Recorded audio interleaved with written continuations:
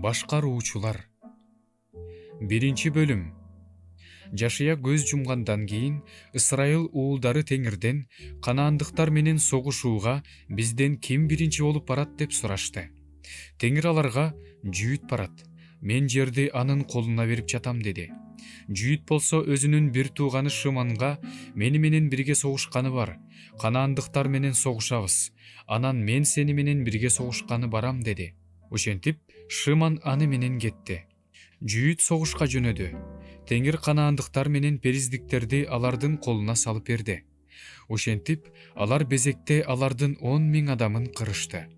Безекте алар Адону Безек менен беттешип, салгылашып, канаандыктар менен периздиктерди талкалашты. Адону Безек качып жөнөдү, бирок алар артынан кууп жетип, кармап алышты да, анын колу менен бутунун баш бармактарын кесип салышты. Ошондо Адону Безек колдору менен буттарынын баш бармактары кесилген 70 падыша менин үстөлүмдүн астынан күкүм терип жешчү. Мен кандай кылсам, Кудай мени так ошондой жазалады деди. Аны Иерусалимге алып келишти. Ал ошол жерде өлдү. Жүйүттүн уулдары Иерусалимге каршы согуш ачып, аны багынтып, элин кылычтап кырып, шаарды өрттөп жиберишти. Анан Жүйүттүн уулдары тоодо, түштүктө жана ойдуң жерлерде жашаган канаандыктар менен согушууга жөнөштү. Анан Жүйүт Хеброндо жашаган, Хеброндун мурунку аты Кирият Арба болчу. Канаандыктарга кол салып, Шейшайды, Акиманды, Талмайды өлтүрдү. Ал жерден ал Дебирдин тургундарына каршы жөнөдү. Дебирдин мурунку аты Кирият Сейпер болчу. Ошондо Калеб ким Кирият Сейперди талкалап, аны басып алса, ага кызым Аксаны аялдыкка берем деди. Ал жерди Калептин ийниси Кеназдын уулу Отниэл басып алды. Калеб ага кызы Аксаны аялдыкка берди. Кыз узай турган болгондо, Отниэл ага атаңдан жер сура деп үйрөтүп койду. Ошондо ал эшектен түштү. Калеб кызынан сага эмне керек деп сурады.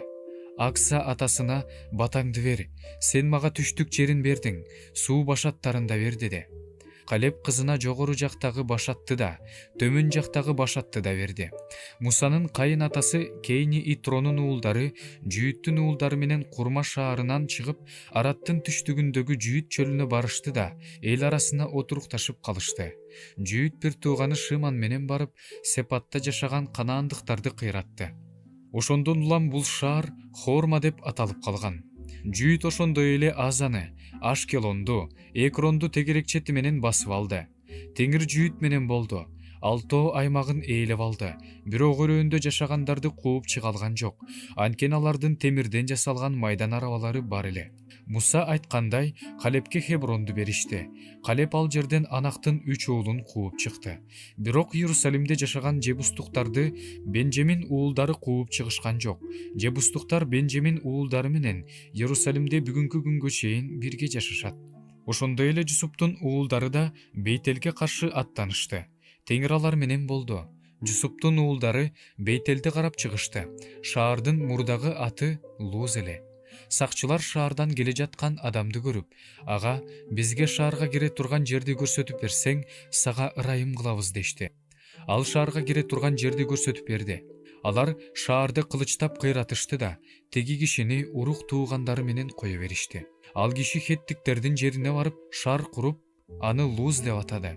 Ал бүгүнкү күнгө чейин ошондой аталат. Менаше Бейт Шеянда, Таанакта, Дордо, Иблеемде, Мегидодо жана алардын карамагындагы шаарларда жашаган элдерди кууп чыккан жок. Ошентип, канаандыктар ошол жерлерде кала беришти. Ысрайыл күч алганда канаандыктарга салык төлөтүп койду. Бирок аларды кууп чыккан жок. Эпрайымда Кезерде жашаган канаандыктарды кууп чыккан жок. Канаандыктар алардын арасында Кезерде жашап калышты. Забулунда Китрон менен Налолдун тургундарын кууп чыккан жок. Канаандыктар алардын арасында жашап салык төлөп калышты. Ашырда Аконун, Сидондун, Аклаптын, Аказиптин, Хелбанын, Апиктин жана Рехоптун тургундарын кууп чыккан жок. Ашыр ушул жерлерде жашаган канаандыктардын арасында жашап калды.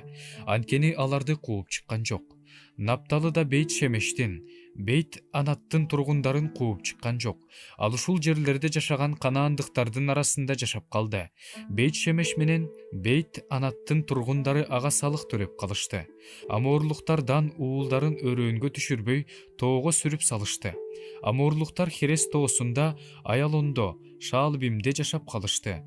Бирок Жусуптун уулдары аморлуктарды багындырып алышты. Аморлуктар аларга салык төлөп калышты. Аморлуктардын жери Акрабым дөңсөөсүнөн жана Селадан жогору карай кетет.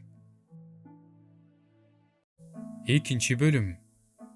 Теңирдин периштеси Гилгалдан Бохимге келип, мындай деди: Мен силерди Мисирден алып чыгып, ата-бабаларыңарга берем деп убада кылган жерге алып келип, мен силер менен түзгөн келишимимди түбөлүккө бузбайм.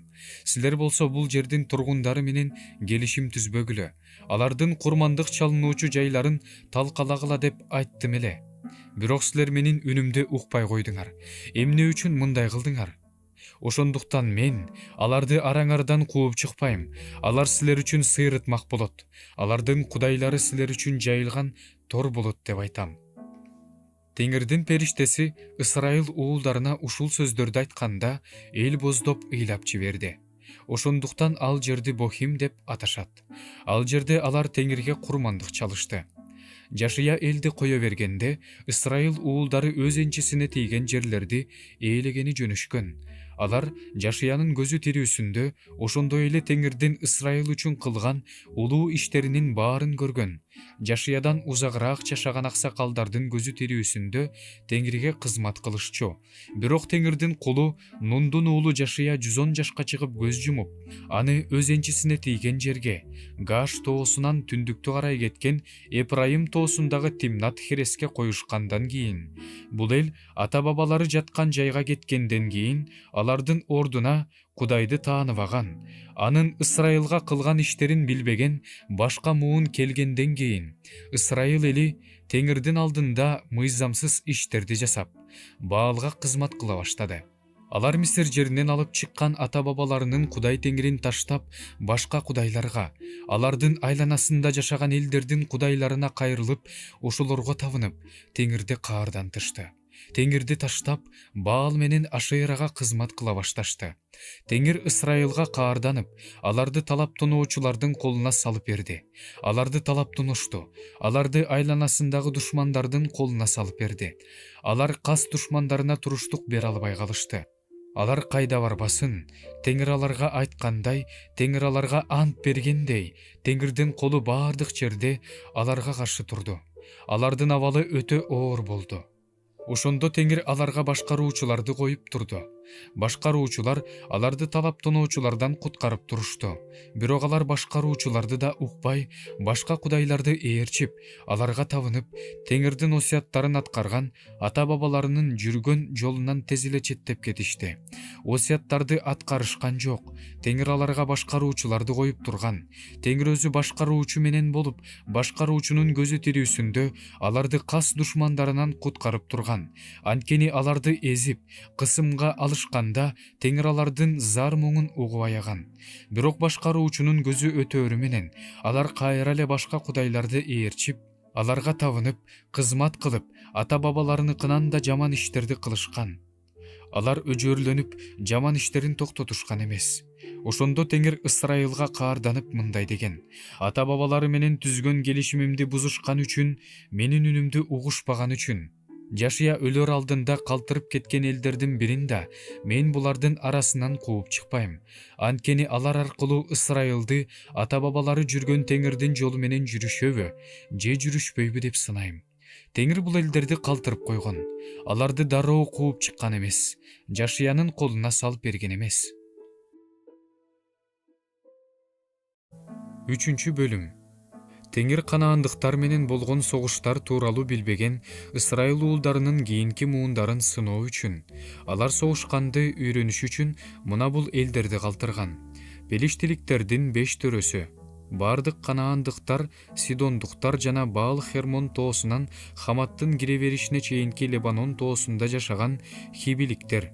Алар ысрайылдыктарды сыноо үчүн Теңирдин Муса аркылуу ата-бабаларына берген осуятына алардын баш ийер ийбесин билиш үчүн калтырган.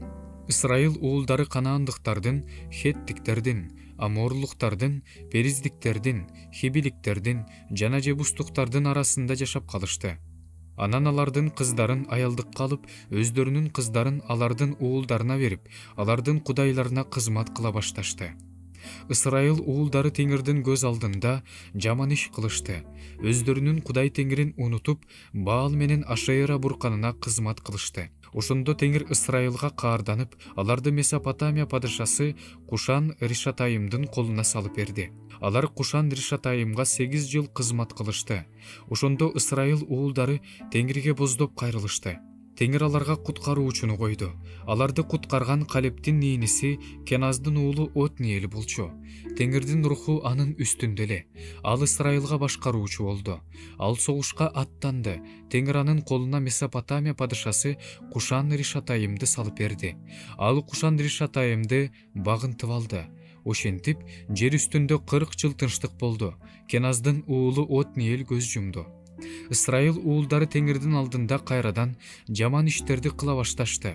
Теңирдин алдында жаман иштерди кылышкандык үчүн Теңир Моаб падышасы Эгулонго ысрайылдыктар менен согушууга күч берди.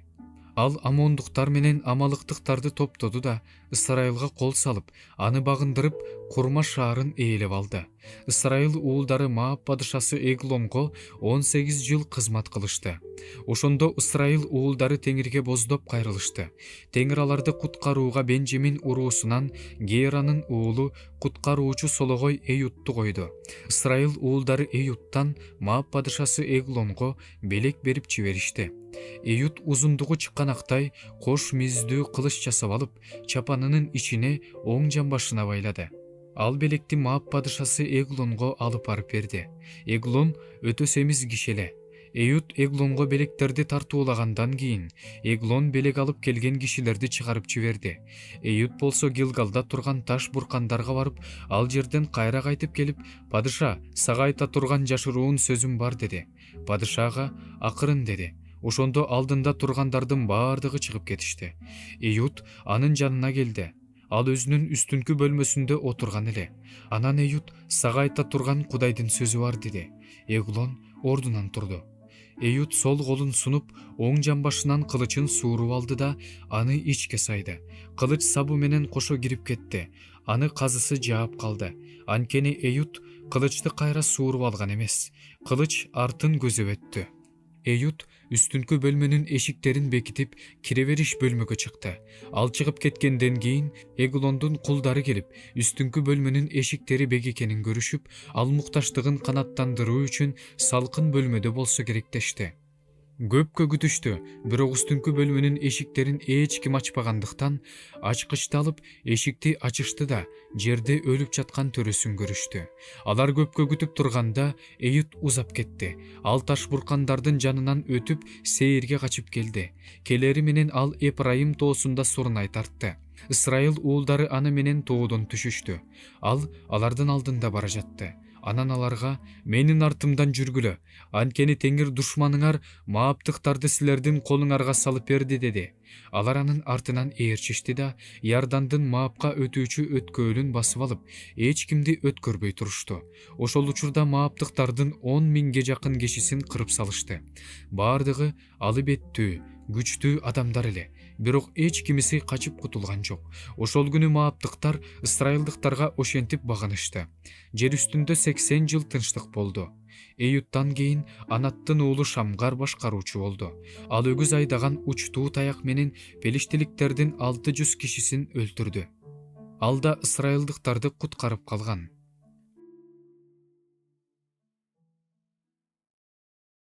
4 бөлүм. Эют көз жумгандан кийин Ысрайыл уулдары Теңирдин көз алдында кайрадан жаман иштерди кыла башташты. Теңир аларды Хатсордо бийлик кылган Канаан падышасы Жабиндин колуна салып берди. Анын аскер башчысы Харошет Агоимде жашаган Сисра эле. Анын 900 темир арабасы болгон. Ал Ысрайыл уулдарын 20 жыл аеосуз эзди. Ошондо Ысрайыл уулдары Теңирге боздоп кайрылышты. Ошол кезде Ысрайылдын башкаруучусу пайгамбар аял Дебора болчу. Ал Лапидоттун зайыбы эле. Ал Рама менен Бейтелдин ортосундагы Эпрайым тоосунда Деборанын курмасынын түбүндө отурчу.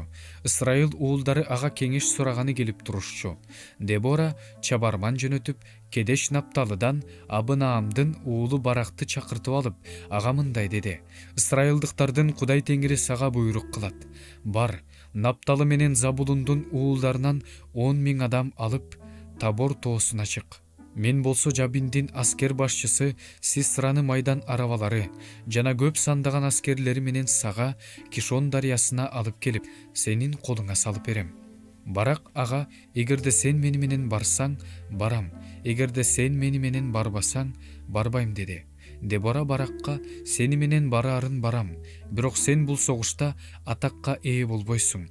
Теңир Сисраны аялдын колуна салып берет деди. Анан Дебора ордунан турду да Барак менен бирге Кедешке жөнөдү. Барак Забулун уулдары менен Напталы уулдарын Кедешке чакырды. Аны соңунан 10.000 адам жөнөдү. Алар менен кошо Дебора да жөнөдү. Кейини Хебер Мусанын кайнагасы Хобаптын уулдарынан кейинилерден бөлүнүп калды да Кедештен алыс эмес Эйлон Бетсаананимдеги Эмен токоюнун жанына чатырын тикти. Абынам уулу Барак Табор тоосуна чыкты деп Сисрага билдиришти. Сисра баардык майдан арабаларын, темирден жасалган 900 майдан арабасын, өзүнүн бүтелин чогултуп, Харошет Агоимден Кишон дарыясын көздөй жол тартты. Ошондо Дебора Баракка: ордуңан тур, анткени Теңир Сисраны сенин колуңа бүгүн салып берет. Теңир өзү сенин алдыңда барат деди. Барак Табор тоосунан түшкөндө артынан 10.000 адам кошо түштү. Ошондо Теңир Барактын кылычы менен Сисраны, анын бардык майдан арабалары менен аскерлерин дүрбөлөңгө түшүрдү. Сисра майдан арабадан түшүп, жөө качып жөнөдү. Бараганын майдан арабалары менен аскерлерин Харошет Агоимге чейин кууп барды. Сисранын бардык аскери кылычтан кырылды. Эч кимиси аман калган жок. Сисра кейини Хебердин аялы Жайелдин чатырын көздөй жөө качты. Анткени Хатсор падышасы Жабин менен кейини Хебердин үй бүлөсү өз ара ынтымактуу эле. Жайел Сисраны тосуп чыгып: ага, кир мырзам, кир менин үйүмө, коркпо деди. Ал анын чатырына кирди. Аял аны килем менен жаап койду. Сисра аялга: мага ичкенге суу берчи, таңдайым кургап турат деди. Аял сүт куйган чанашты чечип, анын суусунун кандырды да кайрадан жаап койду. Сисра аялга чатырдын оозунда тур, эгерде кимдир бирөө келип сенден мында ким бар деп сурап калса, эч ким жок деди. Ал чарчап уктап калганда Хебердин зайыбы Жайел чатырдын казыгын алып, колуна балка кармап, акырын жанына басып келип, казыкты анын чыкыйына сайып, жерге житире урду. Ал өлдү. Ошол учурда Сисраны саяк кууган Барак жетип келди. Жайел аны утурлай чыгып ага: кир, мен сага издеп жүргөн кишиңди көрсөтөйүн деди. Ал аялдын чатырына кирип, өлүп жаткан Сисраны көрдү. Казык чыкыйында сайылып турган эле. Теңир ошол күнү Ысрайыл уулдарына Канаан падышасы Жабинди багынтты. Канаан падышасы Жабинди өлтүргүчө Ысрайыл уулдары барган сайын күч алды. 5 бөлүм. Ошол күнү Дебора менен Абынаам уулу Барак төмөнкүдөй ырырдашты. Ысрайыл кегин алды. Калайык ынтаалуулук көрсөттү. Теңирди даңтагыла, падышалар кулак салгыла, төрөлөр көңүл бургула. Мен Теңирге ырдайм. Ысрайылдын Кудай Теңирине аспап чертип ырдайм. Сен Теңир, Сейирден чыкканыңда, Эдом талаасынан салтанат менен чыкканыңда, жер солкулдап, асмандан суу тамчылап, булуттар жамгыр төккөн. Теңирдин алдында тоолор, Ысрайылдын Кудай Теңиринин алдында Синай тоосу солкулдаган. Анаттын уулу Шамгардын убагында, Жайелдин убагында жолдор ээн жаткан. Мурда түз жолдор менен жүргөндөр ошол убакта айланма жолдор менен жүрүп калышкан. Мен Дебора, Ысрайылдагы эне, ордуман турганга чейин Ысрайылдын кыштактарында эч ким жашабай калган. Алар жаңы кудайларды тандап алышканда дарбаза алдында согуш болду. 40 000 ысрайылдыктын калканы менен найзасын көрдүңөр беле. Жүрөгүм силер менен, Ысрайыл башчылары, өз ыктыяры менен элин коргогондор, Теңирди даңтагыла. Ак ургаачы эшекке минип жүргөндөр, килемде отургандар, жолдо кетип бараткандар ырдагыла.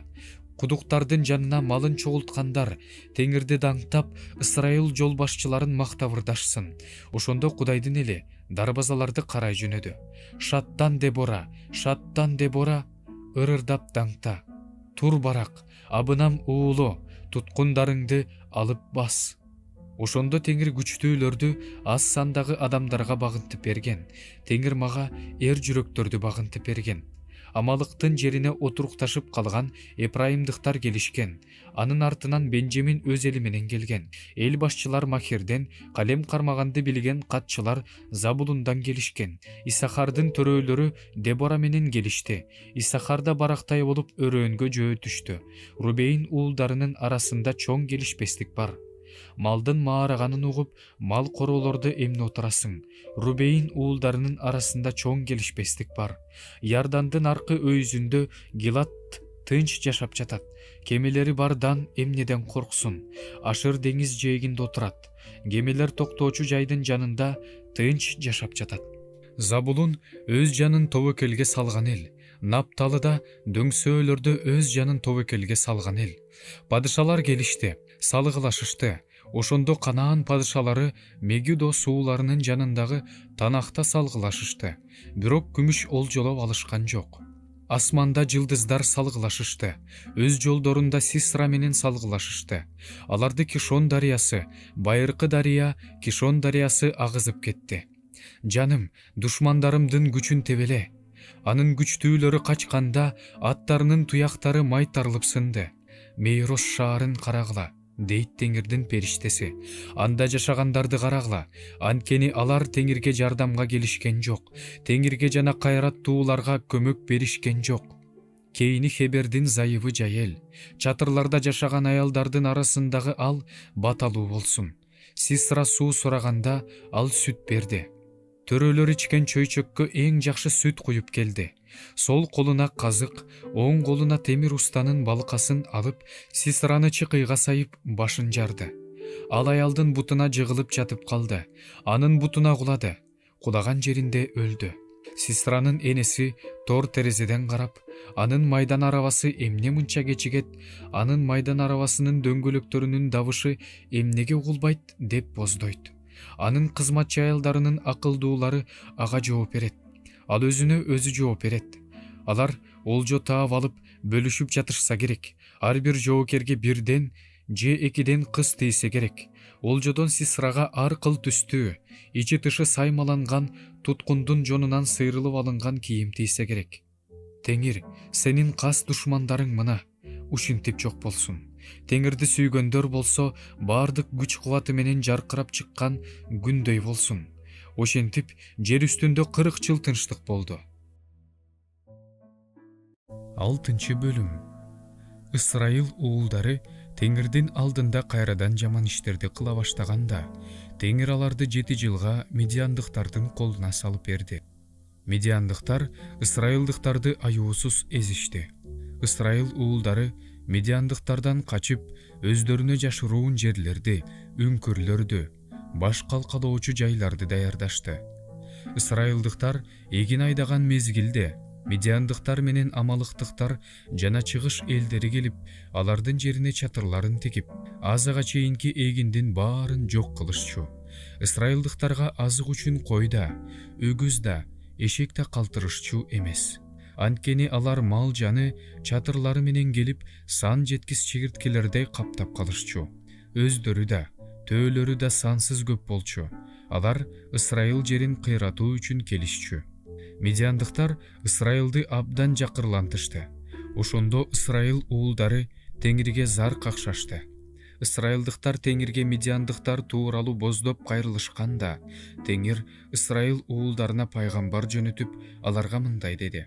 Ысрайылдын Кудай Теңири мындай дейт: Мен силерди Мисирден, кулчулуктун жеринен алып чыккам. Силерди мисирликтердин колунан, силерди эзгендердин баарынын колунан бошотуп, аларды силердин алдыңардан кууп чыгып, жерлерин силерге тартып бергем. Мен силердин Кудай Теңириңермин. Өзүңөр жашаган жердеги амоорлуктардын кудайларына табынбагыла деп айткам. Бирок силер менин үнүмдү укпай койгонсуңар.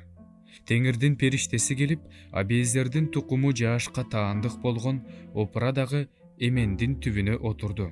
Ошол учурда анын уулу Гидон буудайды медиандыктардын көзүнө көрсөтпөш үчүн жүзүм сыгылуучу жайда жанчып жаткан. Ошондо ага Теңирдин периштеси келип, эр жүрөк эркек, Теңир сени менен деди.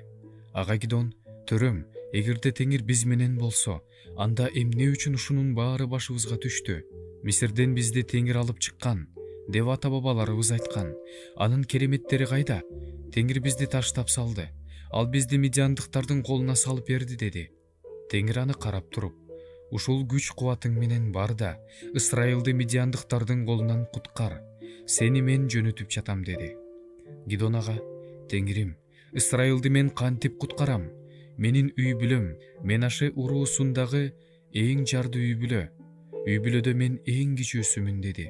Теңир ага, мен сени менен болом. Медиандыктарды сен бир кишини кыйраткандай кыйратасың деди. Ага Гидон мындай деди. Эгерде мен сенин алдыңда ырайым тапкан болсом, анда мага сен сүйлөп жатканыңды ырастаган жышаан бер. Мен барып тартуумду алып келип, сенин алдыңа коймоюнча, бул жерден кетпе. Ал, сен барып келгенче мен ушул жерде болом деди. Гидон барып, улак союп, бир эйфа ундан ачыткысыз нан бышырды. Этти себетке салып, сорпону карапага куюп, эмендин түбүнө алып келип, ага тартуу кылды. Ошондо Теңирдин периштеси ага, эт менен ачыткысыз нанды алып, бул таштын үстүнө кой да, сорпону төк деди. Ал ошондой кылды. Теңирдин периштеси колундагы таягынын учун эт менен ачыткысыз нанга тийгизди. Таштан от чыгып, эт менен нанды жалмап кетти. Ошондон кийин Теңирдин периштеси көздөн кайым болду. Гидон анын Теңирдин периштеси экенин көрүп, "О, эгидер Теңирим, мага кайгы. Анткени мен Теңирдин периштесин бетме бет көрдүм" деди. Теңир ага, "Сага тынчтык болсун. Коркпо, сен өлбөйсүң" деди. Гидон ал жерге Теңирге арнап курмандык чалынуучу жай куруп, аны Жахаба Шалом деп атады. Ал ушул күнгө чейин Абиезердин опрасында турат. Ошол түнү Теңир ага, атаңдын бир өгүзүн, 3 асыйдагы бир өгүзүн алып кел да, атаңдын Баалга курмандык чалуучу жайын талкала. Анын жанындагы Ашейра дарагын кыйып сал.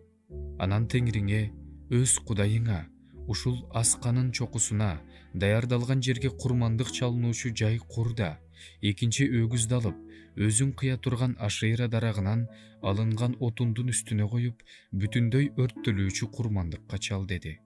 Гидон 10 кулун алды да, Теңирдин айтканындай кылды. Бирок атасынын үйүндөгүлөрүнөн жана шаар тургундарынан корккондуктан, муну күндүз эмес, түн ичинде кылды.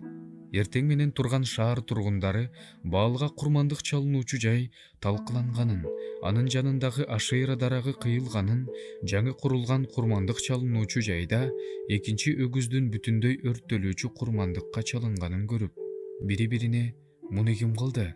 дешти. Издешти, сураштырышты. Кимдир бирөөлөр "Муну Жааштын уулу Гидон кылды" дешти. Анан шаар тургундары Жаашка "Уулуңду алып чык, Баалга курмандык чалуучу жайды талкалап, жанындагы Ашейра дарагын кыйгандык үчүн ал өлүшү керек" дешти.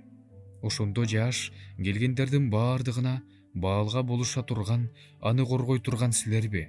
Ким аны жактаса, ушул эле таңда өлүмгө дуушар болот. Эгерде ал Кудай болсо, өзүн өзү коргосун. Ким анын курмандык чалынуучу жайын бузса, аны өзү жазаласын деди. Баалга курмандык чалуучу жайды бузгандыгы үчүн аны менен Баал өзү эсептешсин деп, ошол күнү Гидонго Жеруб Баал деген ат койду. Ошол арада медиандыктар менен амалыктыктар жана чыгыш элдери чогулуп, дарыядан өтүп, Израиль өрөөнүнө стандары менен жайланышышты.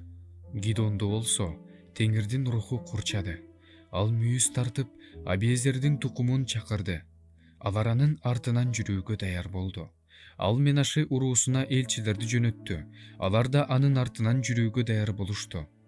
Ошондой эле Ашырга, Забулунга, Напталыга элчилерди жиберди. Алар да анын артынан жүрүүгө даяр болушту. Ошондо Гидон Кудайга: эгерде сен өзүң айткандай мен аркылуу Ысрайылды куткара турган болсоң, анда мен мына бул кырманга кыркылган жүндү төшөйм. Эгерде ушул жүнгө шүүдүрүм түшүп калган жер кургап калса, анда өзүң айткандай сен мен аркылуу Ысрайылды куткарасың деп билем деди. Так ошондой болду. Эртеси эртең менен эрте туруп, ал жүндү сыгып, бир чөйчөк толтура суу алды. Ошондо Гидон Кудайга: эгерде мен дагы бир сөз айтсам, мага каарданба. Жүн менен кылган суноону дагы бир кайталайын. Жүндүн өзү кургак калсын да, жерге шүүдүрүм түшсүн деди. Кудай ошол түнү так ошондой кылды. Жүн гана кургак калып, жерге шүүдүрүм түштү. 7 бөлүм. Жеруб-Баал Гидон эртең менен эрте турду. Аны менен келген бүтел стандары менен Эйин Харод булагынын жанына жайланышты. Медиан станы болсо түндүктү карай кеткен өрөөндөгү Аморе адырында эле. Теңир Гидонго мындай деди: сени менен келген эл өтө көп. Ысрайылдыктар менин алдымда. Өзүмдү өзүм куткардым деп текебирденип кетпеш үчүн медиандыктарды мен алардын колуна салып бербейм. Ошондуктан элге угуза айт: ким жүнү бош, коркок болсо, Гилат тоосунан түшүп келген жагына кетсин. Ошондо 22.000 киши артка кайтты, 10.000 киши калды. Анан Теңир Гидонго мындай деди: дагы эле эл көп, буларды сууга алып бар. Ошол жерден мен сага тандап берем. Мен кимди сени менен барсын десем, ошол сени менен барсын. Мен кимди сени менен барбашы керек десем, ал барбасын. Ал элди сууга алып келди. Теңир Гидонго: сууну итке окшоп тили менен шалпып ичкендерди өзүнчө бөл, тизе бүгүп эңкейип ичкендерди өзүнчө бөл деди. 300 киши сууну кочуштап сузуп, оозу менен шалпып ичти. Калгандары сууну тизе бүгүп эңкейип ичишти. Ошондо Теңир Гидонго: сууну шалпып ичкен 300 киши аркылуу мен силерди медиандыктардан куткарам, аларды колуңарга салып берем. Ал эми калгандары өз чатырларына кайтышсын деди. Алар кеткендердин азыктары менен мүйүздөрүн алып калышты. Гидон 300 кишини алып калып, калган ысрайылдыктарды өз чатырларына таратты. Медиандыктардын станы төмөн жактагы өрөөндө эле. Ошол түнү Теңир ага мындай деди: тур, станга кир, мен аны сенин колуңа салып берем. Эгерде жалгыз баргандан коркуп жатсаң, станга өз кызматчың Пура менен бар. Ошондо алардын эмне деп жатканын угасың да, карууңа күч кирип, станга киресиң. Анан ал кызматчысы Пура менен стандагы күзөттө турган аскерлерге түшүп барды. Медиандыктар менен амалыктыктар жана бардык чыгыш элдери өрөөндү чегирткедей каптап калышкан эле. Төрөлөрү эсепсиз, өздөрү деңиз жээгиндеги кумдай сансыз эле. Гидон келди. Ошондо бирөө бир кишиге көргөн түшүн айтып жатты. Түшүмдө бир тоголок арпанан Медиан станын аралап, тоголонгон бойдон чатырга келип бир тийди. Чатыр кулап калды. Аны ала салтты. Чатыр жыгылып калды. Экинчиси ага мындай деп жооп берди: бул ысрайылдык Жааштын уулу Гидондун кылычы. Андан бөлөк нерсе эмес. Кудай медиандыктарды жана бүт станды анын колуна салып берди. Гидон түштү жана анын чечмеленишин угуп, Кудай Теңирге таазим этип, станына кайтып келди да мындай деди: тургула, Кудай Медиан станын колуңарга салып берди. Анан ал 300 кишини 3 топко бөлүп, баардыгынын колдоруна мүйүздөрдү жана бош кумураларды берди. Ошондой эле кумуралардын ичине салганга шам берди. Анан аларга мындай деди: мени карап, мен кылганды кылгыла. Мен алардын станына жакындаганда эмне кылсам, силер да ошону кылгыла. Мен жана мени менен бараткандар мүйүздөрдү тартканда, силер да мүйүздөрдү бүт станды айланта тартып, Теңир үчүн, Гидон үчүн деп кыйкыргыла. Анан Гидон ортоңку күзөт убагында 100 киши менен станга келип, сакчыларды ойготуп, мүйүздөрдү тартып, колдорундагы кумураларды талкалашты. Ошондо 3 топ мүйүздөрдү тартып, кумураларын талкалады. Алар сол колдоруна шамдарын кармап, оң колдорундагы мүйүздөрдү тартып, жер жаңырта, Теңир үчүн, Гидон үчүн деп кыйкырышты. Станды тегеректеген алардын ар бири өз ордунда турду. Бүт стан дүрбөлөңгө түшүп, кыйкырып, туш-тушка качып жөнөдү. 300 киши мүйүздөрдү тартканда теңир мидиандыктардын бүт станын бири-бирине каршы кылыч көтөрттү. Кошуун Серейрага карай Бейт Ашитке чейин, Табатанын жанындагы Абел Мекеланын чек арасына чейин качты. Напталы Ашыр урууларынан жана Менашенин бүт уруусунан ысырайылдыктар чакыртылды. Анан алар мидиандыктардын артынан кууп жөнөштү. Гидон болсо Эпрайым тоосундагылардын баарына мындай деп айттырыш үчүн элчилерин жөнөттү. Мидиандыктарды утурлап чыккыла Бейт Бара менен Иордан дарыясынын өткөөлдөрүн бөгөп тургула. Ошондо бүткүл Эпрайымдыктар чакыртылып, Бейт Бара менен Иорданга чейинки өткөөлдөрдү бөгөп турушту. Алар мидиандыктардын Орейип менен Зееп деген эки төрөсүн колго түшүрүп, Орейипти Сур Орейипте, Зеепти Жекеп Зеепте өлтүрүштү да, мидиандыктарды андан ары кууп жөнөштү. Орейип менен Зеептин баштарын Иордандын берки өйүзүнө, Гидонго алып келишти. 8 бөлүм. Эпрайымдыктар Гидонго мидиандыктар менен согушканы барганда, сен эмне үчүн бизди чакырган жоксуң деп аябай ачууланышты. Гидон аларга мындай деди: менин кылганымды силердин кылганыңарга салыштырып болобу? Абиезер жыйнап алган жүзүмгө караганда Эпрайым терип алган жүзүм артык эмеспи? Мидиан төрөлөрү Орейип менен Зеепти Кудай силердин колуңарга салып берди. Силер кылганды мен кыла алдымбы? Ал ушундай сөздөрдү айтканда, ага нааразы болуп жаткан Эпрайымдыктар тынчып калышты. Гидон жана анын душманды кууп чарчаган 300 адамы Иордандан өтүштү. Анан Гидон Сукоттун тургундарына кайрылып, менин адамдарыма нан бергиле. Алар чарчашты. Мен Мидиан падышалары Зебах менен Салмунду кууп жүрөм деди. Сукоттун төрөлөрү: биз сенин аскерлериңе нан бергидей Зебах менен Салмунду колуңа түшүрүп алдың беле дешти. Гидон: ушинткениңер үчүн Зебах менен Салмунду теңир колума салып бергенде, денеңерди чөлдүн тикенеги менен, тикендүү жыгач менен жанчыйм деди. Ал жерден ал Пенуэлге барды да, анын жашоочуларына да ошол эле сөздү айтты.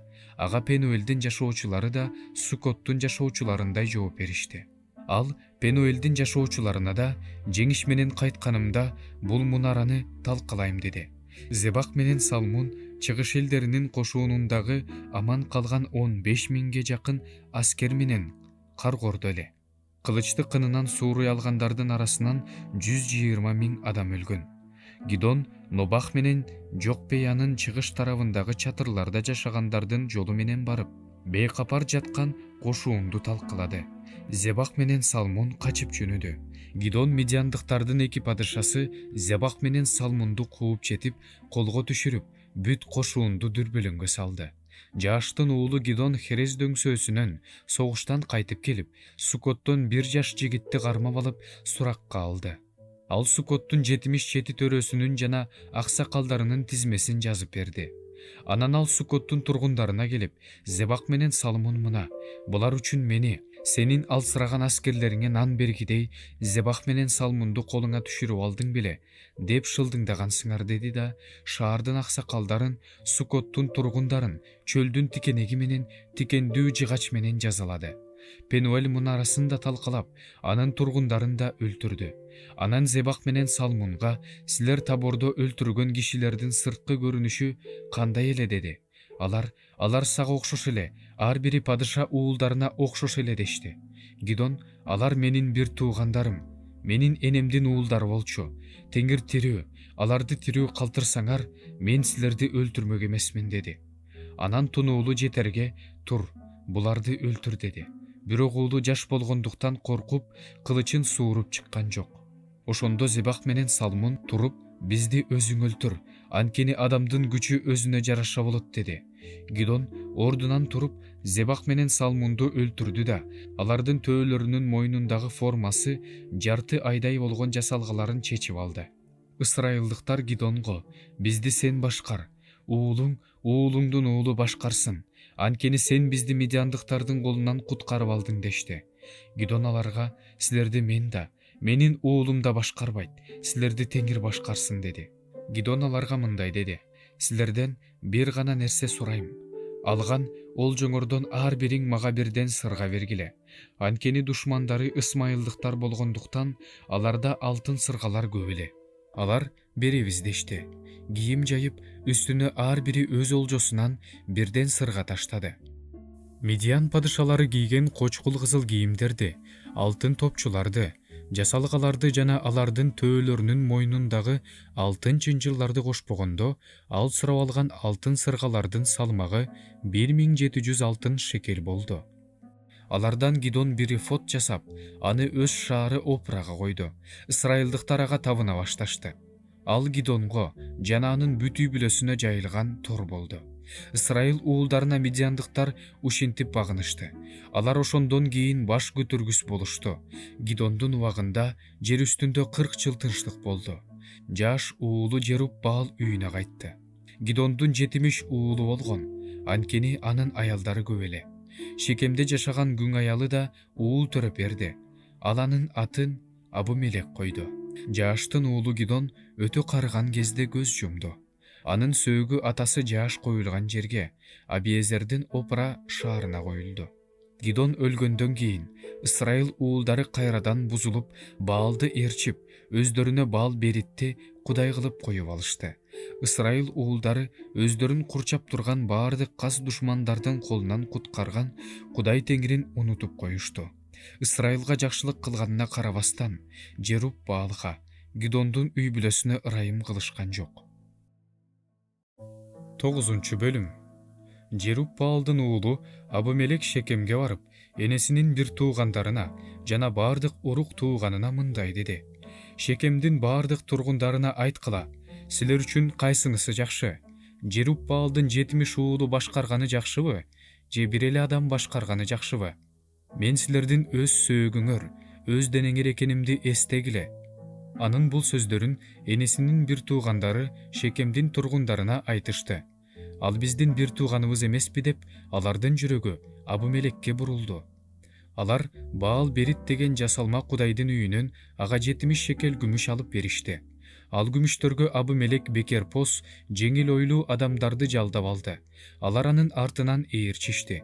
Анан ал Опрага, атасынын үйүнө келип, бир туугандарын, Жеруб-Баалдын 70 уулун бир таштын үстүндө өлтүрдү. Жеруб-Баалдын кенже уулу Жотам гана тирүү калды, анткени ал жашынып калган эле. Шекемдин баардык тургундары жана Мило үйүндөгүлөр чогулуп, Шекемге жакын Эмен дарагынын түбүндө Абумелекти падыша көтөрүп алышты. Муну Жотамга айтышканда, ал барып Гаризим тоосунун чокусуна чыгып, аларга мындай деп катуу кыйкырды: Шекемдин тургундары, мени уксаңар, Кудай да силерди угат. Өздөрүнө падыша кылып майлаш үчүн дарактар Зайтун дарагына барып, бизге падыша бол дешти. Зайтун дарагы аларга адамдар менен кудайларды урматтоодо колдонулган майымды таштап, дарактардын арасында сандалып жүрмөк белем деди. Ошондо дарактар анжырга сен келип бизге падыша бол дешти. Анжыр аларга таттуу, жакшы мөмөмдү таштап, дарактардын арасында сандалып жүрмөк белем деди. Ошондо дарактар жүзүм сабагына сен келип бизге падыша бол дешти. Жүзүм сабагы аларга адамдар менен кудайларды кубандырган ширемди таштап, дарактардын арасында сандалып жүрмөк белем деди. Акырында баардык дарактар тикендүү бадалга сен келип бизге падыша бол дешти. Тикендүү бадал дарактарга: эгерде силер чындыгында эле мени өзүңөргө падыша коюп жатсаңар, анда менин түбүмө көлөкөлөгүлө. Эгерде андай кылбасаңар, анда тикендүү бадалдан от чыгып, Лебанон кедирлерин өрттөп салат деди. Кана айткылачы, Абумелекти падыша коюп, силер адилеттик, акыйкаттык кылдыңарбы? Жеруб-Баалга жана анын үй бүлөсүнө адилеттик кылдыңарбы? Анын кылган жакшылыгына жараша жооп бердиңерби? Менин атам силер үчүн салгылашкан, өз өмүрүн аяган эмес, силерди медиандыктардын колунан куткарган. Силер болсо менин атамдын үй бүлөсүнө каршы көтөрүлүп, атамдын 70 уулун бир таштын үстүндө өлтүрдүңөр. Бир тууганыңар болгон үчүн Шекемдин тургундарына атамдын күң аялынын уулу Абумелекти падыша койдуңар. Эгерде силер Жеруб-Баалга жана анын үй бүлөсүнө адилеттик, акыйкаттык кылган болсоңор, анда Абумелектин падыша болгонуна сүйүнгүлө. Ал да силер үчүн сүйүнсүн. Эгерде андай кылган эмес болсоңор, анда Абу-Мелектен от чыгып, Шекемдин тургундары менен Мило үйүндөгүлөрдү өрттөп кетсин. Же Шекемдин тургундары менен Мило үйүндөгүлөрдөн от чыгып, Абу-Мелекти өрттөп кетсин. Жотам бир тууганы Абу-Мелектен качып бээрге келди да, ушул жерде жашап калды. Абу-Мелек Ысрайылга 3 жыл падышачылык кылды. Кудай Абу-Мелек менен Шекем тургундарынын ортосуна жаман рух жиберди. Ошондо Шекемдин тургундары Абу-Мелекке баш ийбей калышты. Жеруб-Баалдын 70 уулунун өчү ушинтип алынды. Алардын каны аларды өлтүргөн бир тууганы Абу-Мелектин жана бир туугандарын өлтүрүүгө жардам берип колдоп турган Шекем тургундарынын мойнуна жүктөлдү. Шекемдин тургундары тоолордун баштарына ага каршы буктурма коюшту. Буктурмадагылар жолдон өткөн ар кимди талаптанышты. Ошондо бул тууралуу Абу-Мелекке билдиришти. Шекемге бир туугандары менен Эбеданын уулу Гаал келди. Алар Шекемди аралап жүрүштү. Шекемдин тургундары аларга таянышты. Алар талаага чыгып, жүзүм жыйнап, ширесин сыгышты да, майрам өткөрүп, өздөрүнүн кудайынын үйүнө барып, ичип жеп, Абу-Мелекти каргашты. Эбеданын уулу Гаал мындай деди: "Биз ага кызмат кылгыдай Абу-Мелек ким эле? Шекем эмне эле? Ал Жеруб-Баалдын уулу эмеспи? Анын башчысы Зебул эмеспи? Ага эмнеге кызмат кылмак элек? Андан көрө Шекемдин атасы Хамордун тукумуна кызмат кылгыла. Бул элди колума берсе, мен Абу-Мелекти падышачылыктан түшүрүп салмакмын." Анан ал Абу-Мелекке: "Аскериңди көбөйт да беттешүүгө чык" деди. Эбеданын уулу Гаалдын бул сөзүн угуп, шаар башчысы Зебулдун каары кайнады. Ал Абу-Мелекке жашыруун түрдө элчилерин жиберип, Эбеданын уулу Гаал бир туугандары менен Шекемге келип, шаарды сага каршы тукуруп жатат. Ошондуктан жаныңдагы аскерлер менен түн ичинде туруп, талаага буктурма кой. Эртең менен эрте туруп, күн чыгаар алдында шаарга кол сал. Ал өзүнүн аскерлери менен сени беттеп чыкканда, колуңдан келгенин кыл. Аларды аяба деп айттырды. Абу-Мелек өзүнүн аскерлери менен түн ичинде туруп, 4 тобун Шекемдин жанына буктурмага койду. Эбеданын уулу Гаал шаардан чыгып, дарбазанын алдында турду. Абу-Мелек өз аскерлери менен буктурмадан чыкты. Гаал элди көрүп, Зебулга: "Эл тоолордун баштарынан түшүп келе жатат" деди. Зебул болсо ага: "Тоолордун көлөкөсү сага эл көрүнүп жатса керек" деди. Гаал дагы мындай деди: "Эл тоодон төмөн түшүп келе жатат. Бир аскер тобу Меоненим эмен дарагына кетчү жолдон чыкты" деди. Зебул ага: "Абу-Мелекке кызмат кылгыдай ал ким эле дебедиң беле? Сен тоотпогон эл ушул. Кана, эми булар менен салгылашып көр" деди. Ошондо Гаал Шекем тургундарын баштап чыгып, Абу-Мелек менен салгылашты. Гаал качып жөнөдү. Абу-Мелек анын артынан түштү. Өлгөндөр өтө көп болуп, шаар дарбазасынын алдында өлүктөр жатты. Абу-Мелек арумда калды. Зебул Гаалдын жана анын бир туугандарын Шекемде жашатпай кууп чыкты. Эртеси эл талаага чыкты. Бул тууралуу Абу-Мелекке билдиришти. Ошондо ал өз элин 3 топко бөлүп, талаага буктурма койду. Ал шаардан чыгып келе жаткан элге кол салып, аларды кырып салды. Абу-Мелек өз топтору менен шаардын дарбазасынын жанына келип турган кезде, башка 2 топ талаада турган элге кол салып, аларды кырып жатты. Абу-Мелек шаардын эли менен ошол күнү кечке салгылашып, шаарды басып алды да, андагы элди кырып, шаарды талкалап, ага туз сээп салды. Муну угуп, Шекем мунарасындагылардын баары Баал-Берит бутканасынын мунарасына кирип кетишти. Шекем мунарасындагылардын баары чогулганын Абу-Мелекке билдиришти. Абу-Мелек өзүнүн бүт эли менен Салмон тоосуна чыгып, балталарын алып, дарактардын бутактарын кыйып, ийинине койду да, өзү менен келген элге мындай деди: "Менин эмне кылганымды көрдүңөрбү? Силер да тезинен мен кылганды кылгыла." Ошондо келген элдин баары бутактарды кыйып, Абу-Мелектин артынан көтөрүп келишти да, аларды мунаранын тегерегине ташташты. Анан бутактарга от коюп, мунараны өрттөштү. Шекем мунарасындагылардын баары өлдү. Анда 1000ге жакын эркек жана аял бар эле. Анан Абу-Мелек Тейбеске барып, аны курчоого алып басып алды. Шаардын ортосунда бекем мунара бар болчу. Эркектер менен аялдар шаардын баардык эли ошол мунарага качып кирип, эшигин бекитип, үстүнө чыгып кетишти. Абу-Мелек мунарага келип, аны курчады. От коюп өрттөш үчүн. мунаранын эшигине келди. Ошол учурда бир аял Абымелектин башына тегирмен ташынын сыныгын таштап жиберди. Ал анын баш сөөгүн талкалап кетти. Абымелек ошол замат курал көтөргөн жигитин чакырып, кылычыңды кыныңан сууруп, мени өлтүрүп сал. Аны аял өлтүрдү деп айтышпасын деди. Жаш жигит аны сайып салды. Ал өлдү.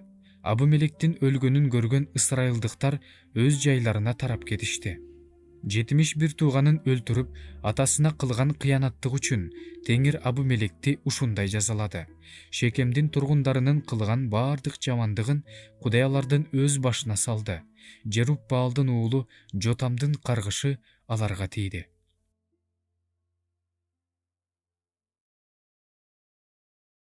10 бөлүм. Абымелектен кийин Ысрайылды куткарыш үчүн Исахар уруусунан Додонун уулу Пуянын уулу Тоола чыкты. Ал Эпрайым тоосундагы Шамирде жашачу. Ал Ысрайылга 23 жыл башкаруучу болду. Көз жумуп Шамирге коюлду. Андан кийин Гилаттык Жайыр чыкты. Ал Ысрайылга 22 жыл башкаруучу болду. Анын 30 жаш эшекке минип жүргөн 30 уулу болгон. Алардын 30 шаары бар эле. Аларды ушул кезге чейин Гилат жериндеги жайырдын шаарлары дешет. Жайыр көз жумуп камонго коюлду. Ысрайыл уулдары кайрадан Теңирдин көз алдында жаман иштерин кыла башташты. Алар Баалдар менен Ашераларга, Арамейликтердин, Сидондуктардын, Мааптыктардын, Амондуктардын, Пелиштиликтердин кудайларына кызмат кылып жатышты. Теңирди таштап, ага кызмат кылбай калышты. Теңир Ысрайылга каарданып, аларды Пелиштиликтер менен Амондуктардын колуна салып берди. Алар ошол жылдан тартып Иордандын аркы өйүзүндө, Аморлуктардын Гилаттагы жеринде жашаган Ысрайылдыктарды 18 жыл кысымга алып эзишти. Амондуктар Жүйүт, Бенжамин жана Эпрайым уруулары менен согушуу үчүн Иордандан өтүп келишти. Ысрайыл уулдары абдан кыйналышты. Ошондо Ысрайыл уулдары Теңирге боздоп кайрылышты. Биз сенин алдыңда күнөөгө баттык, себеби Кудайыбызды таштап, Баалдарга кызмат кылдык. Теңир Ысрайыл уулдарына мындай деди: силерди мисирликтер, Аморлуктар, Амондуктар, Пелиштиликтер, Сидондуктар, Амалыктыктар, Мааптыктар эзишкенде, силер мага кайрылганда, мен силерди алардын колунан куткарып турган жок белем. Силер болсо мени таштап, башка кудайларга табынып кеттиңер. Ошон үчүн мен силерди эми куткарбайм. Баргыла да өзүңөр тандап алган кудайларыңарга жалынгыла, башыңарга түшкөн кыйынчылыктан силерди ошолор куткарсын. Ошондо Ысрайыл уулдары Теңирге күнөөгө баттык, бизди эмне кылсаң өзүң бил, азыр бизди куткарып кал дешти. Ошентип, алар бүтүн кудайларды таштап, Теңирге кызмат кыла башташты. Ысрайылдын азап тартып жатканын көрүп, ал чыдап тура алган жок. Амондуктар чогулуп, стандары менен Гилатка жайланышышты. Ысрайыл уулдары да чогулуп, стандары менен Миспага жайланышышты. Ошондо Гилаттын эли менен төрөлөрү бири-бирине: Амондуктарга каршы салгылашты ким биринчи баштаса, ошол бардык Гилат тургундарынын башчысы болот дешти. 11 бөлүм. Бузулган аял төрөгөн Гилаттын баласы Гилаттык Иптах тайманбас адам эле. Аялы да Гилатка эркек балдарды төрөп берди. Аялы төрөгөн балдар эр жеткенде Иптахты: сен биздин атабыздын үйүндө мураскор эмессиң, анткени сени бөлөк аял төрөгөн деп кууп жиберишти. Иптах бир туугандарынан качып барып, Топ деген жерде жашап калды. Иптахтын тегерегине бекерпоз кишилер топтолуп, аны ээрчип жүрүшчү. Бир нече убакыттан кийин Амондуктар Ысрайылдыктарга каршы согуш ачышты. Амондуктар менен Ысрайылдыктар согушуп жаткан учурда Гилаттын аксакалдары Топ жеринен Иптахты алып кетиш үчүн келишип, Иптахка: бизге келип жол башчы бол, Амондуктар менен согушабыз дешти. Ошондо Иптах Гилаттын аксакалдарына: мени жектеп, атамдын үйүнөн кууп жибербедиңер беле? Мага эмнеге келдиңер? Башыңарга кыйынчылык түшкөндө келип калдыңарбы деди. Гилаттын аксакалдары болсо Иптахка: сага келгенибиздин себеби мындай: биз менен барып Амондуктар менен согуш, бизге Гилаттын бардык тургундарына башчы бол дешти. Иптах Гилаттын аксакалдарына: эгерде Амондуктар менен согушуу үчүн кайра барсам, кудайларды менин колума салып берсе, мен силерге башчы болуп каламбы деди. Гилаттын аксакалдары Иптахка «Теңир күбө, сен айткандай кылабыз» дешти. Ошентип, Иптах Гилаттын аксакалдары менен жөнөп кетти. Эл аны өзүнө башкаруучу жана аскер башчы кылып алды. Иптах айтчу сөздөрүнүн баарын Миспада, Теңирдин алдында айтты. Анан Иптах амондуктардын падышасына төмөнкү сөздөрдү айттырыш үчүн элчилерин жөнөттү. Биздин жерге кол салгыдай, биз сага эмне кылдык? Амондуктардын падышасы Иптахтын элчилерине ысрайылдыктар Мисирден келе жатканда Арнондон тартып Жабук менен Иорданга чейинки жеримди тартып алышкан. Эми аны мага тынчтык менен кайтарып бер деди. Ошондо Иптах амондуктардын падышасына экинчи жолу элчилерин жөнөттү. Ага мындай деп айттырды.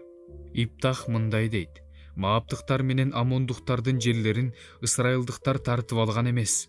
Анткени Ысрайыл Мисирден келе жатканда чөлдөн өтүп Кызыл деңизге, анан Кадешке келген. Ал жерден ысрайылдыктар Эдом падышасына чабарман жөнөтүп, сенин жериңен өтүүгө уруксаат бер деп айттырган. Бирок Эдом падышасы укпай койгон. Мааптыктардын падышасына да чабарман жөнөткөн. Ал да макул болгон эмес. Ошондуктан ысрайылдыктар Кадешке токтоп калышкан. Анан ысрайылдыктар чөл менен жүрүп отуруп, Эдомдуктар менен Мааптыктардын жерлерин айланып өтүп, Маап жеринин чыгыш чек арасына келип, стандары менен Арнондун аркы өйүзүнө жайгашкан. Бирок Мааптыктардын жерине киришкен эмес, анткени Арнон Мааптыктардын чек арасы болчу. Анан Ысрайыл Аморлуктар менен Кешпондун падышасы Сихонго элчилерин жөнөтүп, өз жерибизге силердин жериңер аркылуу өтүп кетүүгө уруксаат бергиле деп айттырган. Бирок Сихон Ысрайылды өз жеринен өткөрүүгө макулдугун берген эмес. Сихон баардык элин чогултуп, стандарын Жааска жайгаштырып, Ысрайыл менен согушкан. Ысрайылдыктардын Кудай Теңири Сихонду бүт эли менен ысрайылдыктардын колуна салып берген. Ысрайылдыктар аларды талкалап салышкан. Ал жерде жашаган аморлуктардын бүт жерин Ысрайыл мурастап алган. Алар ошондой эле Арнондон Жабукко чейинки, чөлдөн Иорданга чейинки аморлуктардын баардык жерин мурастап алышкан. Ысрайылдыктардын Кудай Теңири өз эли Ысрайылдын алдынан аморлуктарды кууп чыгарган. Сен эми Ысрайылдын мурасын алгың келип турабы? Сен өзүңдүн Кудайың Кемош берген жерге эмессиңби? Биз болсо өзүбүздүн Кудай Теңирибиз мураска берген жерге ээбиз. Сен эмне Мааптыктардын падышасы Сипордун уулу Балактан артыксыңбы? Ал эмне Ысрайыл менен чатакташты беле, жаны менен согушту беле? Ысрайылдын Кешпондо, Ароерде жана аларга караштуу шаарларда, Арнондун боюндагы шаарларда жашаганына 300 жыл болду. Ал жерлерди силер эмне үчүн ошол учурда тартып алган жоксуңар? Мен сенин алдыңда айыптуу эмесмин. Сен мага каршы согуш ачып, жамандык кылып жатасың. Ысрайыл уулдары менен амондуктардын ортосунда соттоочу Теңир азыр өзү сот болсун.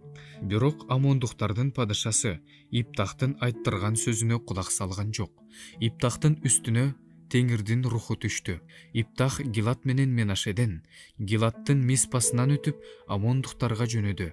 Ошондо Иптах Теңирге мындай деп убада берди: Эгерде сен амондуктарды менин колума салып берсең, анда мен амондуктардан тынчтык менен кайтып келе жатканда, үйүмдүн дарбазасынан алдымдан эмне чыкса, ал сеники болот. Теңир, аны мен бүтүндөй өрттөлүүчү курмандыкка чалам. Анан Иптах амондуктар менен салгылашканы кетти. Теңир амондуктарды анын колуна салып берди. Иптах аларды талкалады. Ароерден Минитке чейинки жана Абел Керемимге чейинки 20 шарды катуу талкалады. Амондуктар Ысрайыл уулдарына багынып беришти. Иптах Миспага үйүнө кайтып келе жатканда алдынан дап кагып бийлеп кызы чыкты. Ал анын жалгыз кызы эле. Андан бөлөк эркек баласы да, кызы да жок болчу. Ал кызын көргөндө кийимин айырып жиберип мындай деди: Аттиң-ай, кызым, сен мени азапка салбадыңбы? Менин тынчтыгымды буза тургандардын эсебине сен да кирип калдың. Теңирге убада берип койбодум беле. Эми андан баш тарта албайм.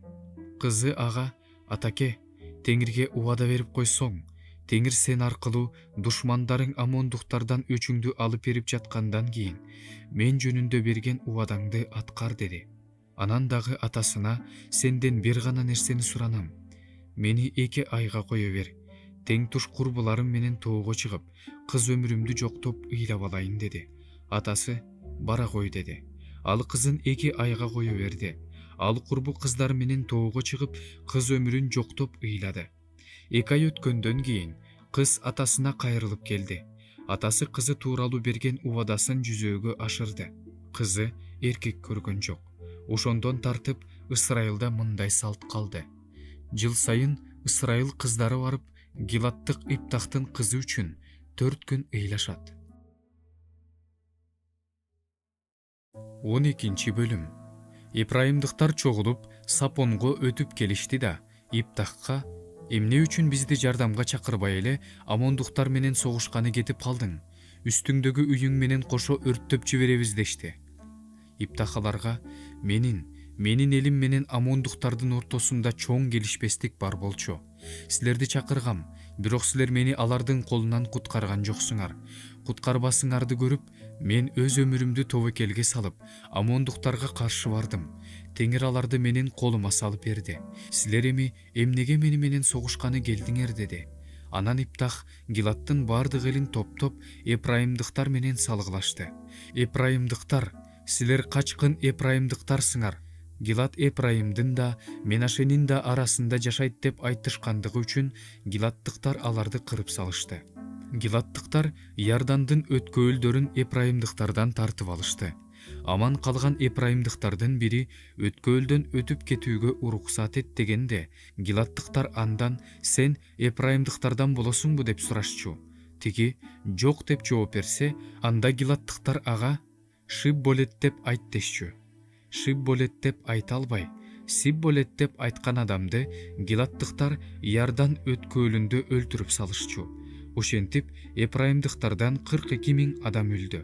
Иптах Ысрайылга 6 жыл башкаруучу болду. Гилаттык Иптах көз жумуп, Гилат шаарларынын бирине коюлду. Андан кийин Ысрайылга Бейтлехемден чыккан Ипсан башкаруучу болду. Анын 30 уулу болгон, 30 кызын күйөөгө берген, 30 кызды сырттан келин кылып алган. Ал Ысрайылга 7 жыл башкаруучу болду. Ипсан көз жумуп Бейтлехемге коюлду. Андан кийин Ысрайылга Забулундук Эйлон башкаруучу болуп, Ысрайылды 10 жыл башкарды. Забулундук Эйлон да көз жумуп, Забулундуктардын жери Аялонго коюлду. Андан кийин Ысрайылга Пиратондук Илеелдин уулу Абдон башкаруучу болду. Анын 70 кодикке минген 40 уулу, 30 небереси болгон.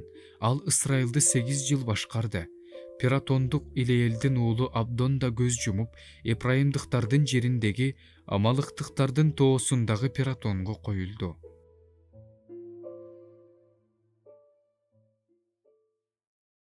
13 бөлүм. Ысрайыл уулдары кайрадан Теңирдин алдында жаман иштерди кыла башташты. Теңир аларды 40 жылга пелиштиликтердин колуна салып берди. Ошол кезде Соралык Маноях деген адам болгон. Ал Дан уруусунан эле. Аялынын боюна бүтпөгөндүктөн балалуу болгон эмес. Теңирдин периштеси анын аялына келип мындай деди: сенин боюңа бүткөн жок, бала төрөгөн жоксуң, эми боюңа бүтүп уул төрөйсүң. Ошондуктан сак бол, шарап да, күчтүү ичимдик да ичпе, таза эмес нерсе жебе. Анткени сенин боюңа бүтүп уул төрөйсүң, анын башына устара тийбесин. Анткени жатында жаткандан баштап эле наристе Кудайдын назири болот. Ал Ысрайылды пелиштиликтердин колунан куткара баштайт. Аял келип күйөөсүнө мындай деди: мага көрүнүшү даңктуу, Кудайдын периштесиндей болгон Кудайдын бир адамы келди. Ал абдан коркунучтуу экен. Анын кайдан келгенин сурабай калыптырмын. Ал да мага атын айткан жок. Ал мага: сенин боюңа бүтүп уул төрөйсүң, ошондуктан шарап да, күчтүү ичимдик да ичпе, таза эмес нерсе жебе. Анткени наристе жатында жаткандан баштап өлгөнгө чейин Кудайдын назири болот деди. Маноях Теңирге: Теңир, сен жөнөткөн Кудайдын адамы бизге дагы бир жолу келип, төрөлө турган баланы эмне кылышыбыз керек экенин үйрөтүп кетсин деп сыйынды. Кудай Манояхтын үнүн укту. Аялы талаада жүргөндө Теңирдин периштеси дагы келди. Бирок күйөөсү Маноях жанында жок эле. Аялы ошол замат жүгүрүп барып, күйөөсүнө кабарлады. Баягыда мага келген адам келди. Маноях ордунан туруп, аялы менен ал адамга келди да, ага, бул аял менен сүйлөшкөн адам сенсиңби деди. Периште менмин деди. Маноях, эгерде сенин айтканың аткарыла турган болсо, ал баланы кантебиз, эмне кылабыз деди. Теңирдин периштеси Манояхка мындай деди. Мен сенин аялыңа эмнени айтсам, ошонун баарынан сактансын. Жүзүмдөн жасалган эч нерсени жебесин, шарап да, күчтүү ичимдик да ичпесин, таза эмес нерсе жебесин. Мен аялга буйругандын баарын сактасын. Маноях Теңирдин периштесине, бир улак союп, сага тамак даярдагыча кетпей тур деди. Теңирдин периштеси Манояхка, мени токтотконуң менен баары бир тамагыңды жебейм. Эгерде бүтүндөй өрттөлүүчү курмандык чалгың келсе, анда аны Теңирге арнап чал деди. Маноях болсо, анын Теңирдин периштеси экенин билген жок. Маноях Теңирдин периштесине, атың ким? Айтканың аткарылганда сени даңктайлы деди. Теңирдин периштеси ага, менин атымды сурап эмне кыласың? Ал керемет деди. Маноях улак менен нан курмандыгын Теңирге арнап, таштын үстүндө курмандыкка чалды. Теңирдин периштеси керемет көрсөттү. Аны Маноях менен аялы көрдү.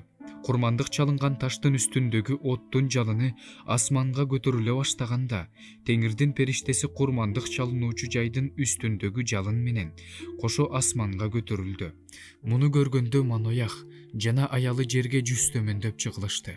Теңирдин периштеси Манояхка жана анын аялына көрүнбөй калды. Ошондо Маноях анын Теңирдин периштеси экенин билди. Анан Маноях аялына, биз Кудайды көрдүк, эми өлөбүз деди. Аялы күйөөсүнө, эгерде Теңир бизди өлтүргүсү келсе, анда биздин колубуздан бүтүндөй өрттөлүүчү курмандык менен нан курмандыгын кабыл алмак эмес. Азыр бизге мунун баарын көрсөтүп, ачып бермек эмес деди. Аялы уул төрөп, атын Шимшон койду. Наристе чоңое берди. Теңир ага батасын берип жатты. Сора менен Эштаулдун ортосундагы дандын станында Теңирдин руху ал аркылуу иштей баштады. 14-бөлүм.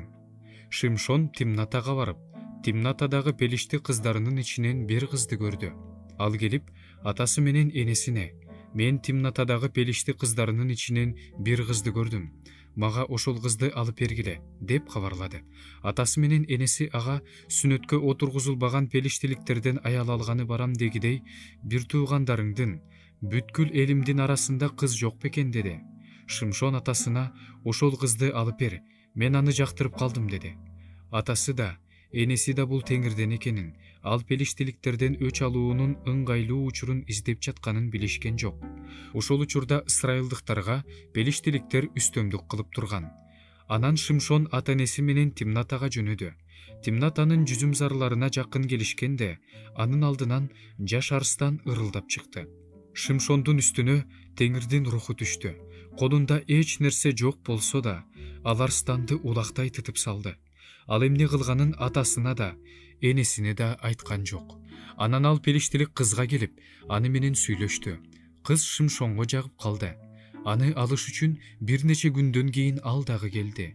Өз өлтүргөн арстанды көргөнү келип, өлүктүн ичинен аарынын уюгу менен балды көрдү. Ал балдан алып, жол бою жеп жүрүп отурду. Келип, атасы менен энесине берди. Алар да жешти, бирок аларга балды арстандын өлүгүнүн ичинен алганын айткан жок. Атасы кыздын үйүнө келди. Үйлөнгөндөр той бергенде эле Шимшон да той берди. Ал жердегилер аны көргөндө, анын жанында болууга 30 күйөө жолдош тандашты. Шимшон аларга, мен силерге бир табышмак айтайын. Эгерде силер анын жандырмагын той бүткөнчө 7 күндүн ичинде тапсаңар, туура тапсаңар, мен силерге жука матадан тигилген 30 көйнөк жана 30 сыйра кийим берем. Эгерде табышмакты жандыра албасаңар, анда силер мага жука матадан тигилген 30 көйнөк, 30 сыйра кийим бергиле деди. Алар, табышмагыңды айт, угалы дешти. Ал аларга, жегичтен тамак чыкты, күчтүүдөн таттуу чыкты деп айтты. Алар табышмакты 3 күн бою жандыра алышкан жок. 7-нчи күнү Шимшондун колуктусуна күйөөңдү көндүр, табышмактын жообун айтсын. Болбосо сени да, атаңдын үйүн да өрттөп жиберебиз. Силер эмне, бизди тоногону чакырдыңар беле дешти. Аялы Шимшондун алдына келип ыйлап: "Сен мени жек көрөсүң, сүйбөйсүң, менин элимдин уулдарына табышмак айттың, бирок мага жообун айткан жоксуң" деди. Ал аялга: "Жандырмагын атама да, энеме да айткан эмесмин, анан сага айтмак белем" деди. Той болуп жаткан күндөрү 7 күн бою аялы анын алдына келип ыйлай берди. Жанын койбой сурай бергендиктен акыры 7-нчи күнү ал аялына табышмактын жандырмагын айтты. Аялы болсо табышмактын жандырмагын өз элинин уулдарына айтып койду. 7-нчи күнү күн батар алдында жанагы кишилер келип, ага балдан таттуу, арстандан күчтүү эмне бар дешти. Шимшон аларга: "Эгерде менин кунаа жыным менен кош айдабасаңар, табышмагымды таба алмак эмессиңер" деди. Анын үстүнө Теңирдин руху түшүп, ал Ашкелонго жөнөдү. Ал жерден ал 30 кишини өлтүрүп, кийимдерин чечип алып, табышмактын жандырмагын тапкандарга 30 сыйра кийим берди. Ал абдан каарданып, атасынын үйүнө кетип калды. Шимшондун аялы болсо аны жандап жүргөн күйөө жолдошуна тийди. 15 бөлүм. Бир нече күндөн кийин оруу жыйуу убагында Шимшон бир улак алып, аялын көргөнү келди. Аялым жаткан бөлмөгө кирейин дегенде, аялдын атасы киргизбей койду. Аялынын атасы: "Сени аялыңды жек көрүп калды деп ойлоп, мен аны күйөө жолдошуңа алып берип койдум. Мына, сиңдиси андан сулуу, анын ордуна сиңдисин ал" деди. Бирок Шимшон аларга: "Эми пелиштиликтерге жамандык кылсам, күнөөлүү болбойм" деди. Шимшон кетти да 300 түлкү кармап алып, шаманаларды алып, куйрукка куйрукту байлап, ар бир эки куйруктун ортосуна бирден шамана байлап койду. Анан шаманаларды күйгүзүп, түлкүлөрдү пелиштиликтердин эгинине кое берди. Боолонгон чөмүлөлөр да, орула элек эгиндер да, жүзүмзарлар да, зайтун бактар да өрттөнүп кетти. Пелиштиликтер: "Муну ким кылды?" дешти. Тимнатанын күйөө баласы Шимшон кылды. Анткени анын аялын атасы анын күйөө жолдошуна алып берип койгон дешти. Ошондо пелиштиликтер жабыла келип, атасын да, кызын да өрттөп жиберишти. Шимшон аларга: "Ушундай кылганыңарга карабастан, мен силерден өч алам, ошондо гана жаным жай алат" деди да, алардын тизелери менен жамбаштарын талкалап жөнөп кетти. Ал Эйтам аскасынын капчыгайына барып жатып алды. Пелиштиликтер келип, стандары менен жүйүт жерине, Лехинин жанына жайланышты. Жүйүт жеринин тургундары: "Эмне үчүн бизге келдиңер?" дешти. Алар: "Биз Шимшонду байлап кетели деп келдик. Ал бизге кандай кылса, биз дагы ошондой кылабыз" дешти. Ошондо жүйүттөрдөн 3000 адам чыгып, Эйтам аскасынын капчыгайына барып, Шимшонго: "Бизге пелиштиликтер үстөмдүк кылып жатышканын сен билбейсиңби? Эмне үчүн мындай кылдың?" дешти. Шимшон аларга: "Алар мага кандай кылса, мен да аларга ошондой кылдым" деди. Алар ага: "Биз сени байлап, пелиштиликтердин колуна салып берели деп келдик" дешти. Шимшон аларга: "Өлтүрбөйбүз деп ант бергиле" деди. Алар ага: "Жок, өлтүрбөйбүз. Биз сени байлап, алардын колуна салып беребиз" дешти. Аны 2 жаңы жип менен байлашты да, капчыгайдан алып чыгышты. Ал Лехиге жакындаганда, пелиштиликтер кыйкырык менен тосуп алышты. Анын үстүнө Теңирдин руху түштү. Ошондо анын колу байланган жиптер күйгөн зыгырдай болуп, үзүлүп түшүп калды. Ал эшектин астыңкы жаак сөөгүн таап алды. Аны менен 1000 кишини уруп өлтүрдү. Калың топту, 2 топту эшектин жаак сөөгү менен өлтүрдүм. Эшектин жаак сөөгү менен 1000 адамды өлтүрдүм" деди Шимшон. Ушуну айтып, жаак сөөктү ыргытты да, ал жерди Рамат Лехи деп атады. Ал аябай суусап, Теңирге жалынып: "Сен кулуңа ушул улуу жеңишти бердиң. Эми каным катып, сүннөткө отургузулбагандардын колуна түшүп өлөмбү" деди. Ошондо Теңир Лехиден булак чыгарды. Ал суусунун кандырганда күч кубат алып, жанданып калды. Ошондон улам бул жер Чакыргандын булагы деп аталып калды. Ал Лехиде ушул күнгө чейин бар. Ал пелиштиликтердин убагында Ысрайылга 20 жыл башкаруучу болду. 16 бөлүм. Бир күнү Шимшон Азага келип, ал жерден бир бузулган аялды көрүп, анын үстүнө кирди. Азанын тургундарына бул жерге Шимшон келди деп айтышты. Алар ал турган жерди тегеректеп, аны түнү бою шаардын дарбазасынын алдында аңдышты. Таң атканга чейин күтүп, анан өлтүрөбүз деп түнү бою жашынып жатышты. Шымшон болсо түн жарымына чейин жатып, түн ортосунда туруп, дарбазаны кашектери менен кошу чыгарып, кулпусу менен көтөрүп, жонуна салды да Хебронго кетчү жолдогу тоонун чокусуна алып чыгып кетти. Ошондон кийин ал Сорек өрөөнүндө жашаган бир аялды сүйүп калды. Анын аты Делила эле. Аялга пелиштиликтердин төрөлөрү келип, аны көндүр, анын зор күчү эмнеде экенин, аны биз кантип жеңе ала турганыбызды астыртан бил. Биз аны байлап, багынтып алалы. Бул кызматың үчүн ар бирибиз сага 1100 секелден күмүш берели дешти. Делила Шымшондон: айтчы мага, сенин зор күчүң эмнеде? Сени багынтыш үчүн эмне менен байласа болот деп сурады. Шымшон ага: эгерде мени кургатылбаган 7 жаанын жиби менен байласа, күчүм кетип, кадимки эле адамдардай болуп калам деди.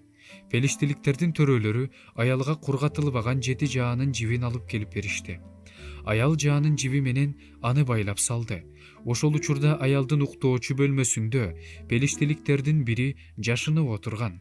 Аял ага: Шымшон, сага каршы пелиштиликтер келе жатышат деди. Ошондо ал жаанын жиптерин үзүп жиберди. Алар кендирдин бир жиби от тийгенде үзүлгөндөй үзүлдү. Ошентип анын күчү эмнеде экени билинген жок. Делила Шымшонго: сен мени алдап койгон турбайсыңбы? Мага калп айткан турбайсыңбы? Айтчы, сени эмне менен байласа болот деди. Ал аялга: эгерде мени урун элек жаңы жип менен байласа, күчүм кетип, кадимки эле адамдардай болуп калам деди. Делила аны жаңы жип менен байлап: Шымшон, сага каршы пелиштиликтер келе жатышат деди. Ошол учурда аялдын уктоочу бөлмөсүндө бирөө жашынып отурган. Ал колдору байланган жипти, чарык жипти үзгөндөй эле үзүп салды.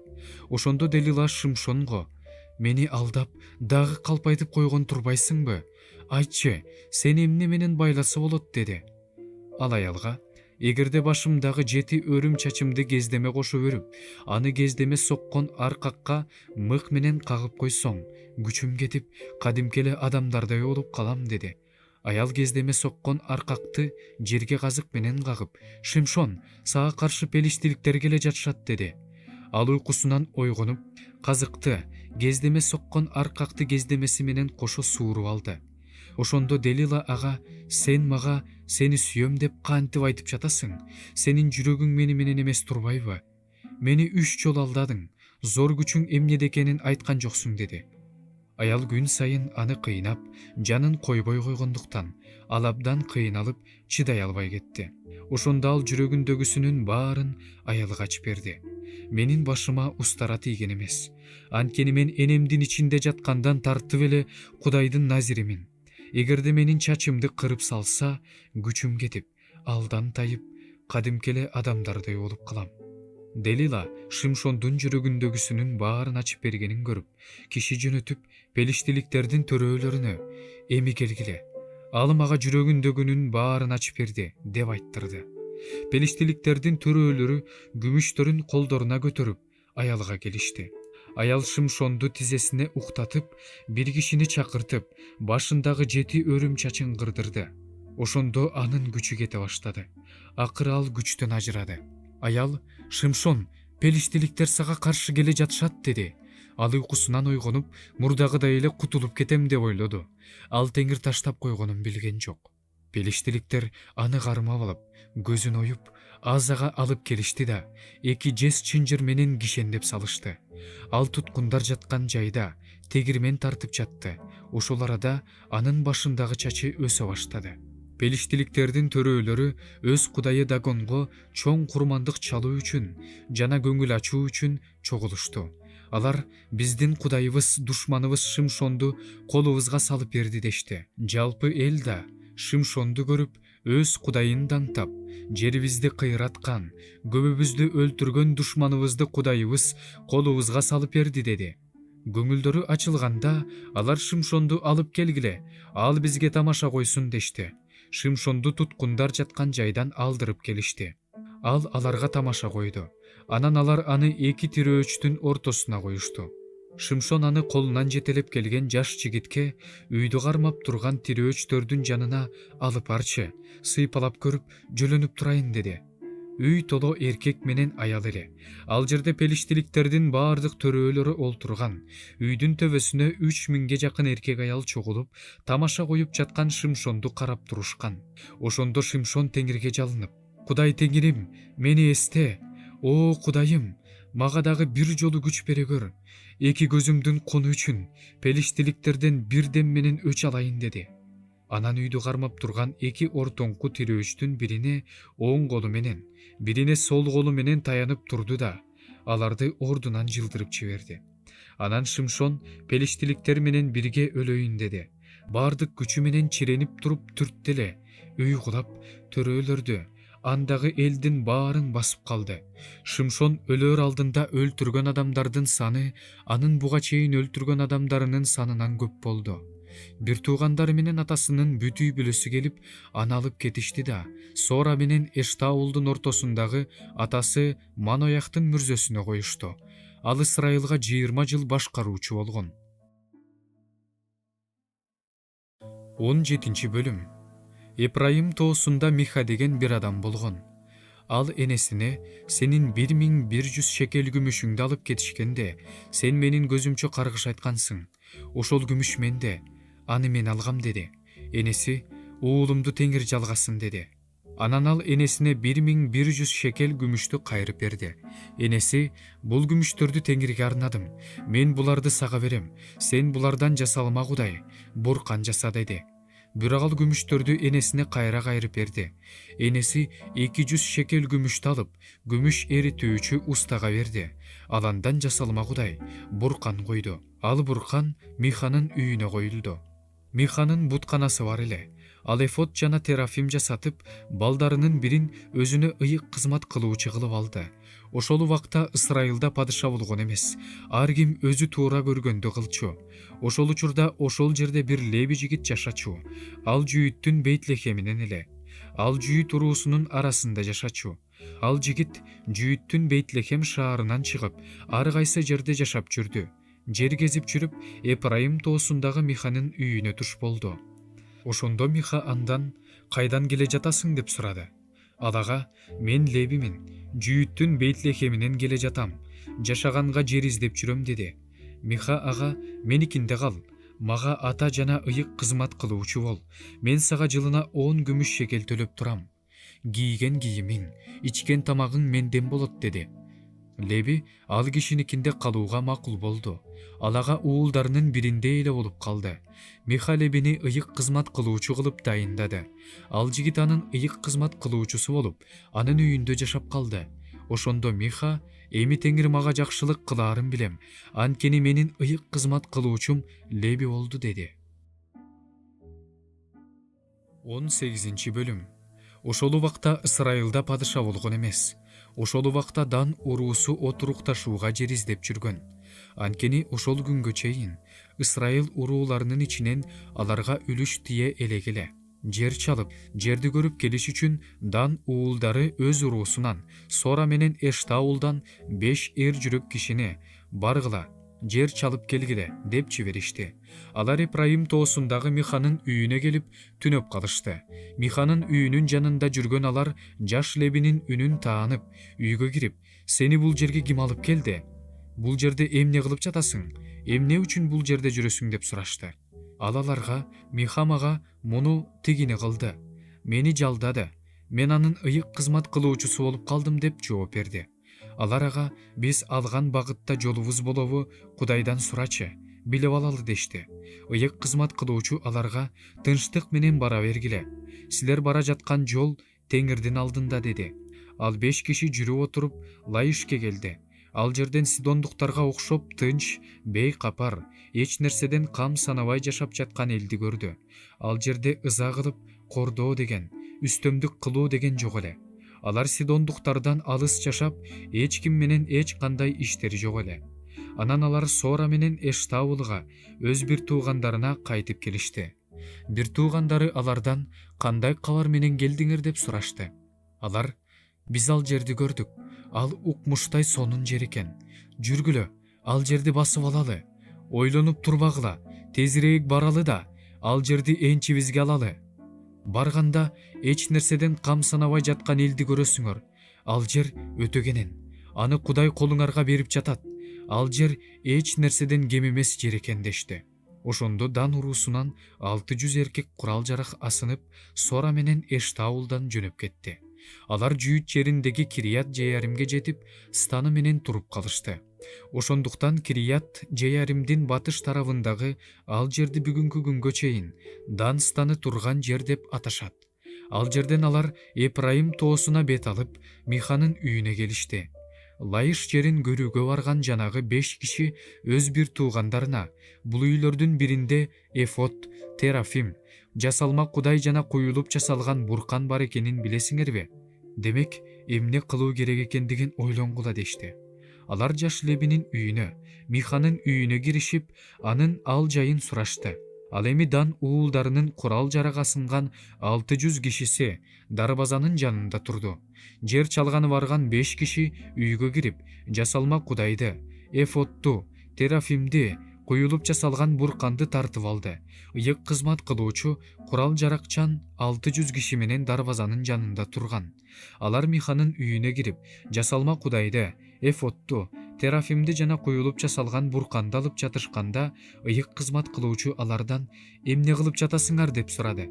Алар ага үнүңдү чыгарбай, колуң менен оозуңду басып, биз менен жүр. Бизге ата жана ыйык кызмат кылуучу бол. Бир кишинин үйүндө ыйык кызмат кылуучу болгонуң жакшыбы, же бүт Ысрайыл урууларына ыйык кызмат кылуучу болгонуң жакшыбы дешти. Ыйык кызмат кылуучу кубанып, эфотту, терафимди жана бурканды алып, алар менен жөнөдү. Алар жолго чыгышты.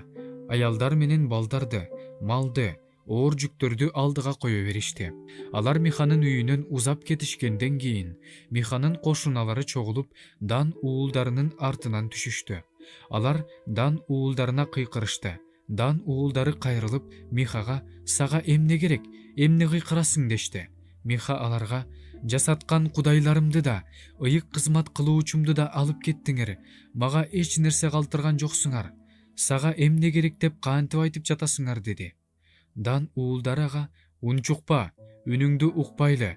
Болбосо арабыздагы кээ бирөөлөр ачууланып, силерге кол салышат. Өзүңдү да, үй бүлөңдү да мерт кылып аласың" дешти. Дан уулдары өз жолдору менен кете беришти. Миха алардын күчтүү экенин көрүп, артына кайрылып үйүнө келди. Дан уулдары болсо Миха жасагандарды жана анын ыйык кызмат кылуучусун алып кетишти. Алар Лайыште бейкапар, тынч жашаган элге каршы барып, аларды кылыч мизин алып, шаарына от коюп, өрттөп жиберишти. Жардам берер эч ким болгон жок. Анткени алар Сидондон алыс жашашчу. Эч ким менен иштери жок болчу. Бул шаар Бейт-Рекоптун жанындагы өрөөндө жайгашкан. Дан уулдары шаарды кайра куруп, ошол шаарга отурукташышты.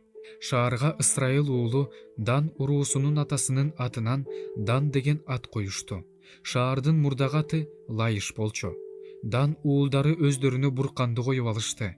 Ал жерде жашоочулар туткундалып кеткенге чейин Менашенин уулу Гейршоомдун уулу Жонатан жана анын уулдары Дан уруусуна ыйык кызмат кылуучу болушту. Кудайдын жыйын чатыры Шилодо турган убакыт аралыгында алар Миха жасаган ошол бурканга табынышкан. 19 бөлүм. Ошол убакта Ысрайылда падыша болгон эмес. Ошол убакта Эпрайым тоосунун этегинде бир леби жашачу. Ал Жүйүт жеринин Бейтлехеминен Күң аял алды. Күң аял аны менен чатакташып, Жүйүт жеринин Бейтлехеминдеги өз атасынын үйүнө кетип калып, 4 ай ошол жерде болду. Күйөөсү кулун жана 2 эшегин алды да, көңүлүн таап сүйлөшүп, кайралып келиш үчүн аялынын артынан барды. Аял аны өз атасынын үйүнө алып кирди. Жаш аялдын атасы аны көргөндө кубаныч менен тосуп алды. Кайын атасы, жаш аялдын атасы аны кетирбей алып калды. Ал аныкында 3 күн болду. Алар ичип жеп, ошол жерде түнөп калышты. 4-күнү күнү алар эртең менен эрте турушту. Ал туруп жөнөмөкчү болду. Жаш аялдын атасы күйөө баласына "Бир кесим нан жеп, кубаттанып ал, анан жөнөйсүңөр" деди. Алар калып калышты. Экөө дагы ичип жешти. Жаш аялдын атасы ага дагы бир түнгө калып, "Көңүлүңдү ач" деди. Ал туруп Жөнөмөкчү болгондо кайын атасы сурагандыктан аныкында дагы түнөп калды. 5-нчи күнү ал эртең менен эрте туруп кетмей болду. Жашаялдын атасы нан жеп кубаттанып ал, күн батканча кое тургула деди. Экөө дагы ичип чечти. Ал киши аялы колу менен кетүүгө камынып ордунан турду. Кайын атасы Жашаялдын атасы ага дагы күн кечтеп кетти, конуп алгыла. Күн батканы калды, түнөп кет, көңүл ач, эртең эртерээк туруп жолго чыккыла деди.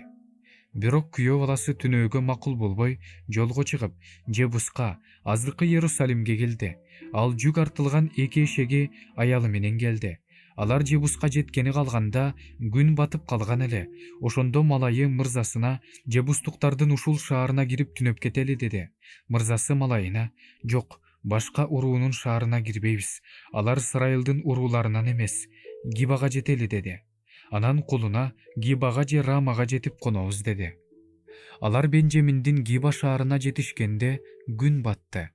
Алар Гибага түнөп алыш үчүн ошол тарапка бурулушту. Ал шаарга кирип көчөгө отурду. Бирок эч ким үйүнө түнөп кетүүгө чакырган жок. Кечинде бир абышка талаа жумушунан үйүнө кайтып келе жаткан. Ал Эпрайым тоосунан эле, бирок Гибада жашачу. Гибанын тургундары Бенжемин уулдарынан болчу. Абышка башын көтөрүп, шаардын көчөсүндө келаткан жолоочуну көрүп: "Кайда баратасың? Кайдан келдиң?" деп сурады. Ал абышкага: "Биз Жүйүттүн Бейтлехеминен келе жатабыз. Азыр өз жериме, Эпрайым тоосуна баратабыз. Жүйүттүн Бейтлехемине баргам. Азыр теңир үйүнө баратам. Эч ким үйүнө түнөп кетүүгө чакырган жок. Эшектерибиздин саманы да, жеми да бар. Ошондой эле кулдарыңдын, менин, күңүңдүн, колумдун жээр наны, ичер шарабы да бар. Эч нерседен кем эмеспиз" деп жооп берди. Абышка ага: "Кам санаба, сенин кем карчың менин мойнумда болсун. Көчөгө түнөбөсөң эле болду" деди. Анан ал аны өз үйүнө алып келип, эшектерине жем берип, жайланыштырды. Алар буттарын жуушту, ичип чечти. Алар көңүл ачып жатканда шаардагы бузулган адамдар үйдү курчап алышып, эшикти каккылап, үйдүн ээсине, абышкага: "Үйүңө кирген адамды сыртка чыгар, биз ага жакындайбыз" дешти. Үйдүн ээси сыртка чыгып, аларга мындай деди: "Жок, туугандарым, жамандык кылбагыла. Бул адам менин үйүмө келген конок. Мындай жийиркеничтүү ишке барбагыла. Үйүмдө бойго жеткен кызым бар, мунун күң аялы бар.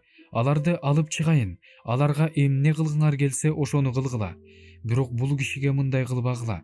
Мындай жийиркеничтүү ишке барбагыла." Бирок алар аны уккусу келишкен жок. Ошондо күйөөсү күң аялын жетелеп көчөгө чыгарып берди. Алар аны зордуктап, түнү бою таң аткыча кордоп чыгышты. Аны жерге жарык киргенде кое беришти. Аял таң атаарда келип, мырзасы түнөгөн үйдүн эшигине жетип жыгылып, таң аткыча жатты. Мырзасы эртең менен туруп, эшикти ачып, жолго чыгыш үчүн сыртка чыкты. Күң аялы болсо босогону кучактап, эшиктин алдында жатыптыр. Ал аялына: "Тур, жөнөйлү" деди.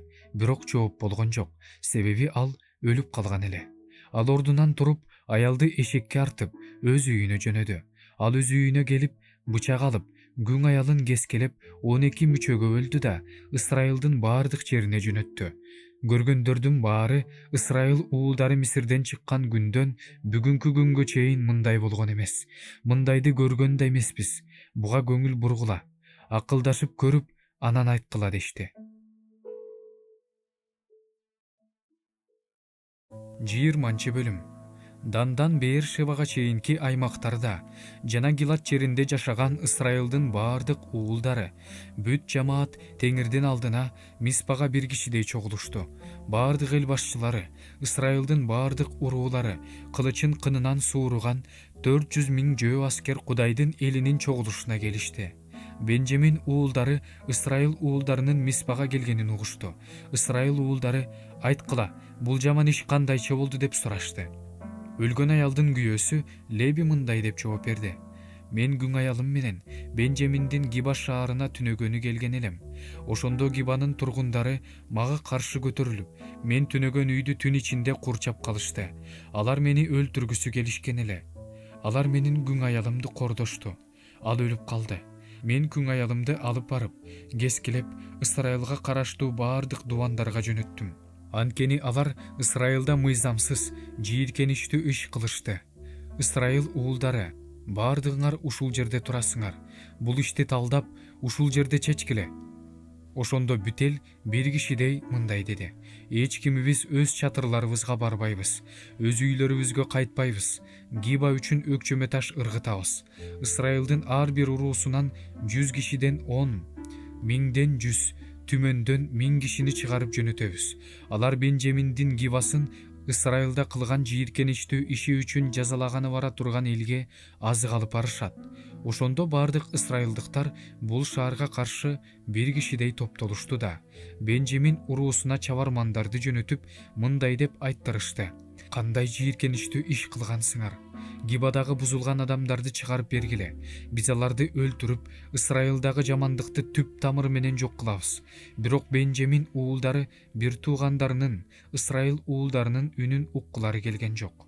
Анан Бенжамин уулдары Ысрайыл уулдары менен согушуу үчүн өздөрү жашаган шаарлардан чыгып Гибага топтолушту. Ошол күнү өздөрү жашаган шаарлардан чыгып Гибага чогулуп, кылычын кынынан сууруган Бенжамин уулдары 26 000 киши болду. Булардан тышкары Гибанын өзүнөн 700 тандалган жоокер эсепке кирди. Бул элдин ичинен тандалган 700 киши сологой болгон. Алар салмоордон таш ыргытканда таамай тийгизген жоокерлер болчу. Бенжамин уулдарын кошпогондо ысрайылдыктардын кылычын кынынан сууруган жоокерлеринин саны 400 000 болчу. Мунун баары согушка жөндөмдүү адамдар эле. Алар туруп Бейтелге барышты. Ысрайыл уулдары Кудайдан: Бенжамин уулдарына каршы согушту биздин арабыздан биринчи ким башташы керек деп сурашты. Теңир аларга жүйүт баштайт деди. Ысрайыл уулдары эрте туруп, стандары менен Гибанын жанына жайгашышты. Бенжамин уулдары менен согушуу үчүн Ысрайыл уулдары тизилип Гибанын алдында турушту. Бенжамин уулдары Гибадан чыгышты. Алар ошол күнкү салгылашта 22 000 ысрайылдыкты сулатышты. Бирок Ысрайыл эли кайраттанып, кечээги турган жерине кайра тизилип турду. Ысрайыл уулдары кечке чейин Теңирдин алдында ыйлап, Кудайдан: бир туугандарыбыз Бенжамин уулдарына каршы барсак болобу деп сурашты. Теңир аларга баргыла деди. Экинчи күнү Ысрайыл уулдары Бенжамин уулдарына жакындап барышты. Бенжамин уулдары аларга каршы экинчи күнү да жапырт чыгып, кылыч көтөргөн Ысрайыл уулдарынан дагы 18 000 адамды жерге сулатышты. Ошондо бүт Ысрайыл уулдары менен Бүтел Бейтелге келип, ошол жерде отуруп алып, Теңирдин алдында ыйлашты. Кечке чейин орозо кармашты. Теңирге арнап бүтүндөй өрттөлүүчү курмандыктарды, тынчтык курмандыктарын чалышты. Анан Ысрайыл уулдары Теңирдин эркин сурашты. Ошол учурда Кудайдын келишим сандыгы ошол жерде эле. Аруундун уулу Элазардын уулу Пинкас анын алдында кызмат кылчу. Алар: бир туугандарыбыз Бенжамин уулдарына каршы барсак болобу деп сурашты. Теңир аларга баргыла, эртең мен аларды силердин колуңарга салып берем деди. Ысрайылдыктар Гибанын тегерегине буктурма коюшту. Ысрайыл уулдары Бенжамин уулдарына каршы 3-чү күнү да бет алышты. Алар мурдагыдай эле Гибанын алдында тизилип турушту. Бенжамин уулдары шаардан чыгып, аларга каршы бет алышты. Аларды мурдагыдай эле Бейтелге кетчү жолдо жана Талаа менен Гибага кетчү жолдо кырып салышты. Ысрайылдыктардан 30-га жакын адам өлдү. Ошондо Бенжамин уулдары: алар мурдагыдай эле алдыбызда сулап жатышат дешти. Ысрайыл уулдары болсо булардан качалы да, шаарынан алыстатып, алагды кылып, жолго алып чыгалы дешти. Бардык ысрайылдыктар орундарынан туруп, Баал Тамарга тизилишти. Ошондо буктурмадагы ысрайылдыктар чыга калып, Гибанын батыш тарабынан кол салышты. Ысрайылдын тандалган 10 000 жоокери Гибанын алдына келди. Ошондо катуу салгылаш болду. Бенжамин уулдары баштарына мүшкүл түшөрүн билишкен жок. Теңир Бенжамин уулдарын ысрайылдыктардын алдында талкалады. Ошол күнү ысрайылдыктар кылычын кынынан сууруган Бенжамин уулдарынан 25 100 адамды сулатышты. Бенжамин уулдары өздөрүнүн жеңилип калганын көрүштү. Ысрайылдыктар аларга жол бошотуп беришти. Анткени алар Гибадагы өздөрү койгон буктурмага ишеништи. Буктурмадагылар болсо Гибага шашылыш кирип, бүт шаарды кылычтап кырды. Шарттуу белги беребиз деп ысрайылдыктар буктурмада жаткандар менен сүйлөшүп алышкан. Шаардан түтүн көтөрүлгөндө алар кол салышмак. Ошентип ысрайылдыктар согуш талаасынан чегине бергенде Бенжамин уулдары кол салып ысрайылдыктардын 30га жакын адамын өлтүрүштү да, булар мурдагы салгылаштардагыдай эле алдыбызда сулап жатышат дешти. Ошол учурда шаардан түтүн көтөрүлдү. Бенжамин уулдары артын карашса, бүт шаарды түтүн каптап, түтүн асманга көтөрүлүп жатыптыр. Ысрайылдыктар кайра артка кайрылышты. Бенжамин уулдары эмне кыларын билбей калышты. Анткени баштарына мүшкүл түшкөнүн көрүштү. Ошондо алар ысрайылдыктардан качып, чөлгө карай кеткен жолго түшүштү. Бирок качып кутула алышкан жок. Шаарлардан чыккан ысрайылдыктар аларды өлтүрүштү. Алар Бенжамин уулдарын курчап, Гибанын чыгыш тарабындагы Менухага чейин кууп барышты. Бенжамин уулдарынын 18 000 эр жүрөк адамы өлдү. Калгандары чөлдөгү Римон аскасына качышты. Ысрайылдыктар жол бою дагы 5000 адамды кырышты. Алардын артынан Гидонго чейин кууп барып, алардын 2000 адамын өлтүрүштү.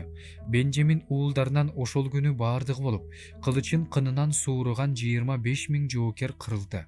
Алардын баардыгы эр жүрөк адамдар эле. Аман калган 600 адам чөлгө качып, Римон аскасына жашынды. Алар таштуу Римон тоосуна 4 ай корголошту. Ысрайылдыктар болсо Бенжамин уулдарына кайра кайрылып келишип, кылычтап кырышты да, шаардагы адам дебей, мал дебей, жолунан чыккандын баардыгын кырып, шаарларды өрттөп жиберишти.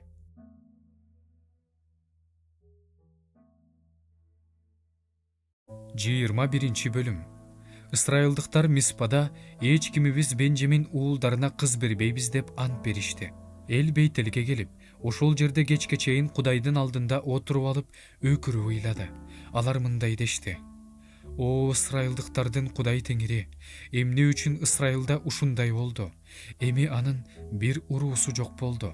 Эл эртеси эртең менен эрте туруп, ошол жерге курмандык чалынуучу жай куруп, Теңирге арнап, бүтүндөй өрттөлүүчү курмандыктарды, тынчтык курмандыктарын чалды. Ысрайыл уулдары Теңирдин алдына Ысрайыл урууларынын ичинен ким келбей калды дешти. Анткени Миспага Теңирдин алдына келбей калган адам өлүм жазасына тартылат деген катуу каргыш айтылган эле. Ысрайыл уулдары бир туугандары Бенжамин уулдарына боор оруп, мындай дешти: Азыр Ысрайылдын бир уруусу кесилип ташталды. Тирүү калгандарга кайдан аял алып беребиз? Аларга кыз бербейбиз деп Теңирдин алдында ант бербедик беле? Алар дагы Миспага Теңирдин алдына Ысрайыл урууларынын ичинен ким келбей калды дешти. Теңирдин алдына Станга Гилаттын жабешинен эч ким келбептир. Алар келген элди кыдырып көрүшкөндө Гилаттын жабешинин тургундарынан эч ким келбептир. Жамаат 12 000 эр жүрөк жигитке мындай буйрук берип жөнөттү: Баргыла, Гилаттын жабешинин тургундарын аял дебей, бала дебей кылычтап кыргыла. Дагы мындай кылгыла: баардык эркектерин, эркек көргөн баардык аялдарын кырып салгыла.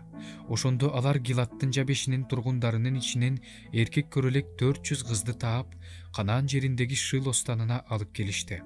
Анан бүт жамаат Римон аскасындагы Бенжамин уулдары менен сүйлөшүүгө чабарман жөнөтүп, аларга тынчтык жарыялады. Ошондо Бенжамин уулдары кайрылып келишти. Гилаттын жабешиндеги өздөрү аман калтырган кыздарды аларга аялдыкка беришти. Бирок бул жетишсиз болуп калды. Теңир Ысрайыл урууларына жарака кетиргендиктен Бенжамин уулдарына элдин боору ооруду. Жамааттын аксакалдары калгандарына аялды кайдан табабыз? Анткени Бенжамин уулдарынын кыз келиндери түгөл кырылган дешти. Алар дагы мындай дешти: Ысрайылдын бир уруусу жоюлуп кетпеш үчүн мураска калган жер тирүү калган Бенжамин уулдарына калсын. Бирок кыздарыбызды аларга аялдыкка бере албайбыз. Анткени Ысрайыл уулдары Бенжамин уулдарына кыз бергендер каргышка калсын деп ант беришкен. Алар дагы Бейтелден түндүккө жана Бейтелден Шекемге кетүүчү жолдон чыгышка, Лебондон түштүккө карай кеткен жердеги Шилодо Теңирдин жыл сайын өткөрүлүүчү майрамы болот дешти. Анан алар Бенжамин уулдарына мындай деп буйрук кылышты: Барып, жүзүмзардын арасына жашынып, карап тургула. Шилолук кыздар бийлегени чыгышканда, жүзүмзардан чыга калгыла да, Шилолук кыздардан ар кимиң Бирден кызды ала качып, аларды Бенжамин жерине алып кеткиле. Алардын аталары же бир туугандары бизге даттанып келишсе, алар үчүн бизди кечирип койгула. Биз алардын ар бирине согуштан аял ала келген жокпуз. Силер да аларга кыздарыңарды берген жоксуңар. Берсеңер күнөөлүү болуп калмаксыңар деп айтабыз. Бенжамин уулдары так ошондой кылышты. Өздөрүнүн санына жараша оюн шоокко келген кыздардан бирден ала качышты да өздөрүнүн үлүшүнө тийген жерлерге кайтып келишти. Шаарларды калыбына келтирип, ошол жерлерде жашап калышты. Ошол эле учурда ысрайылдыктардын ар кимиси өз уруусуна, өз үй бүлөсүнө, өз энчисине тийген жерлерге тарап кетишти. Ошол убакта Ысрайылда падыша болгон эмес. Ар ким өзү туура көргөндү кылчу.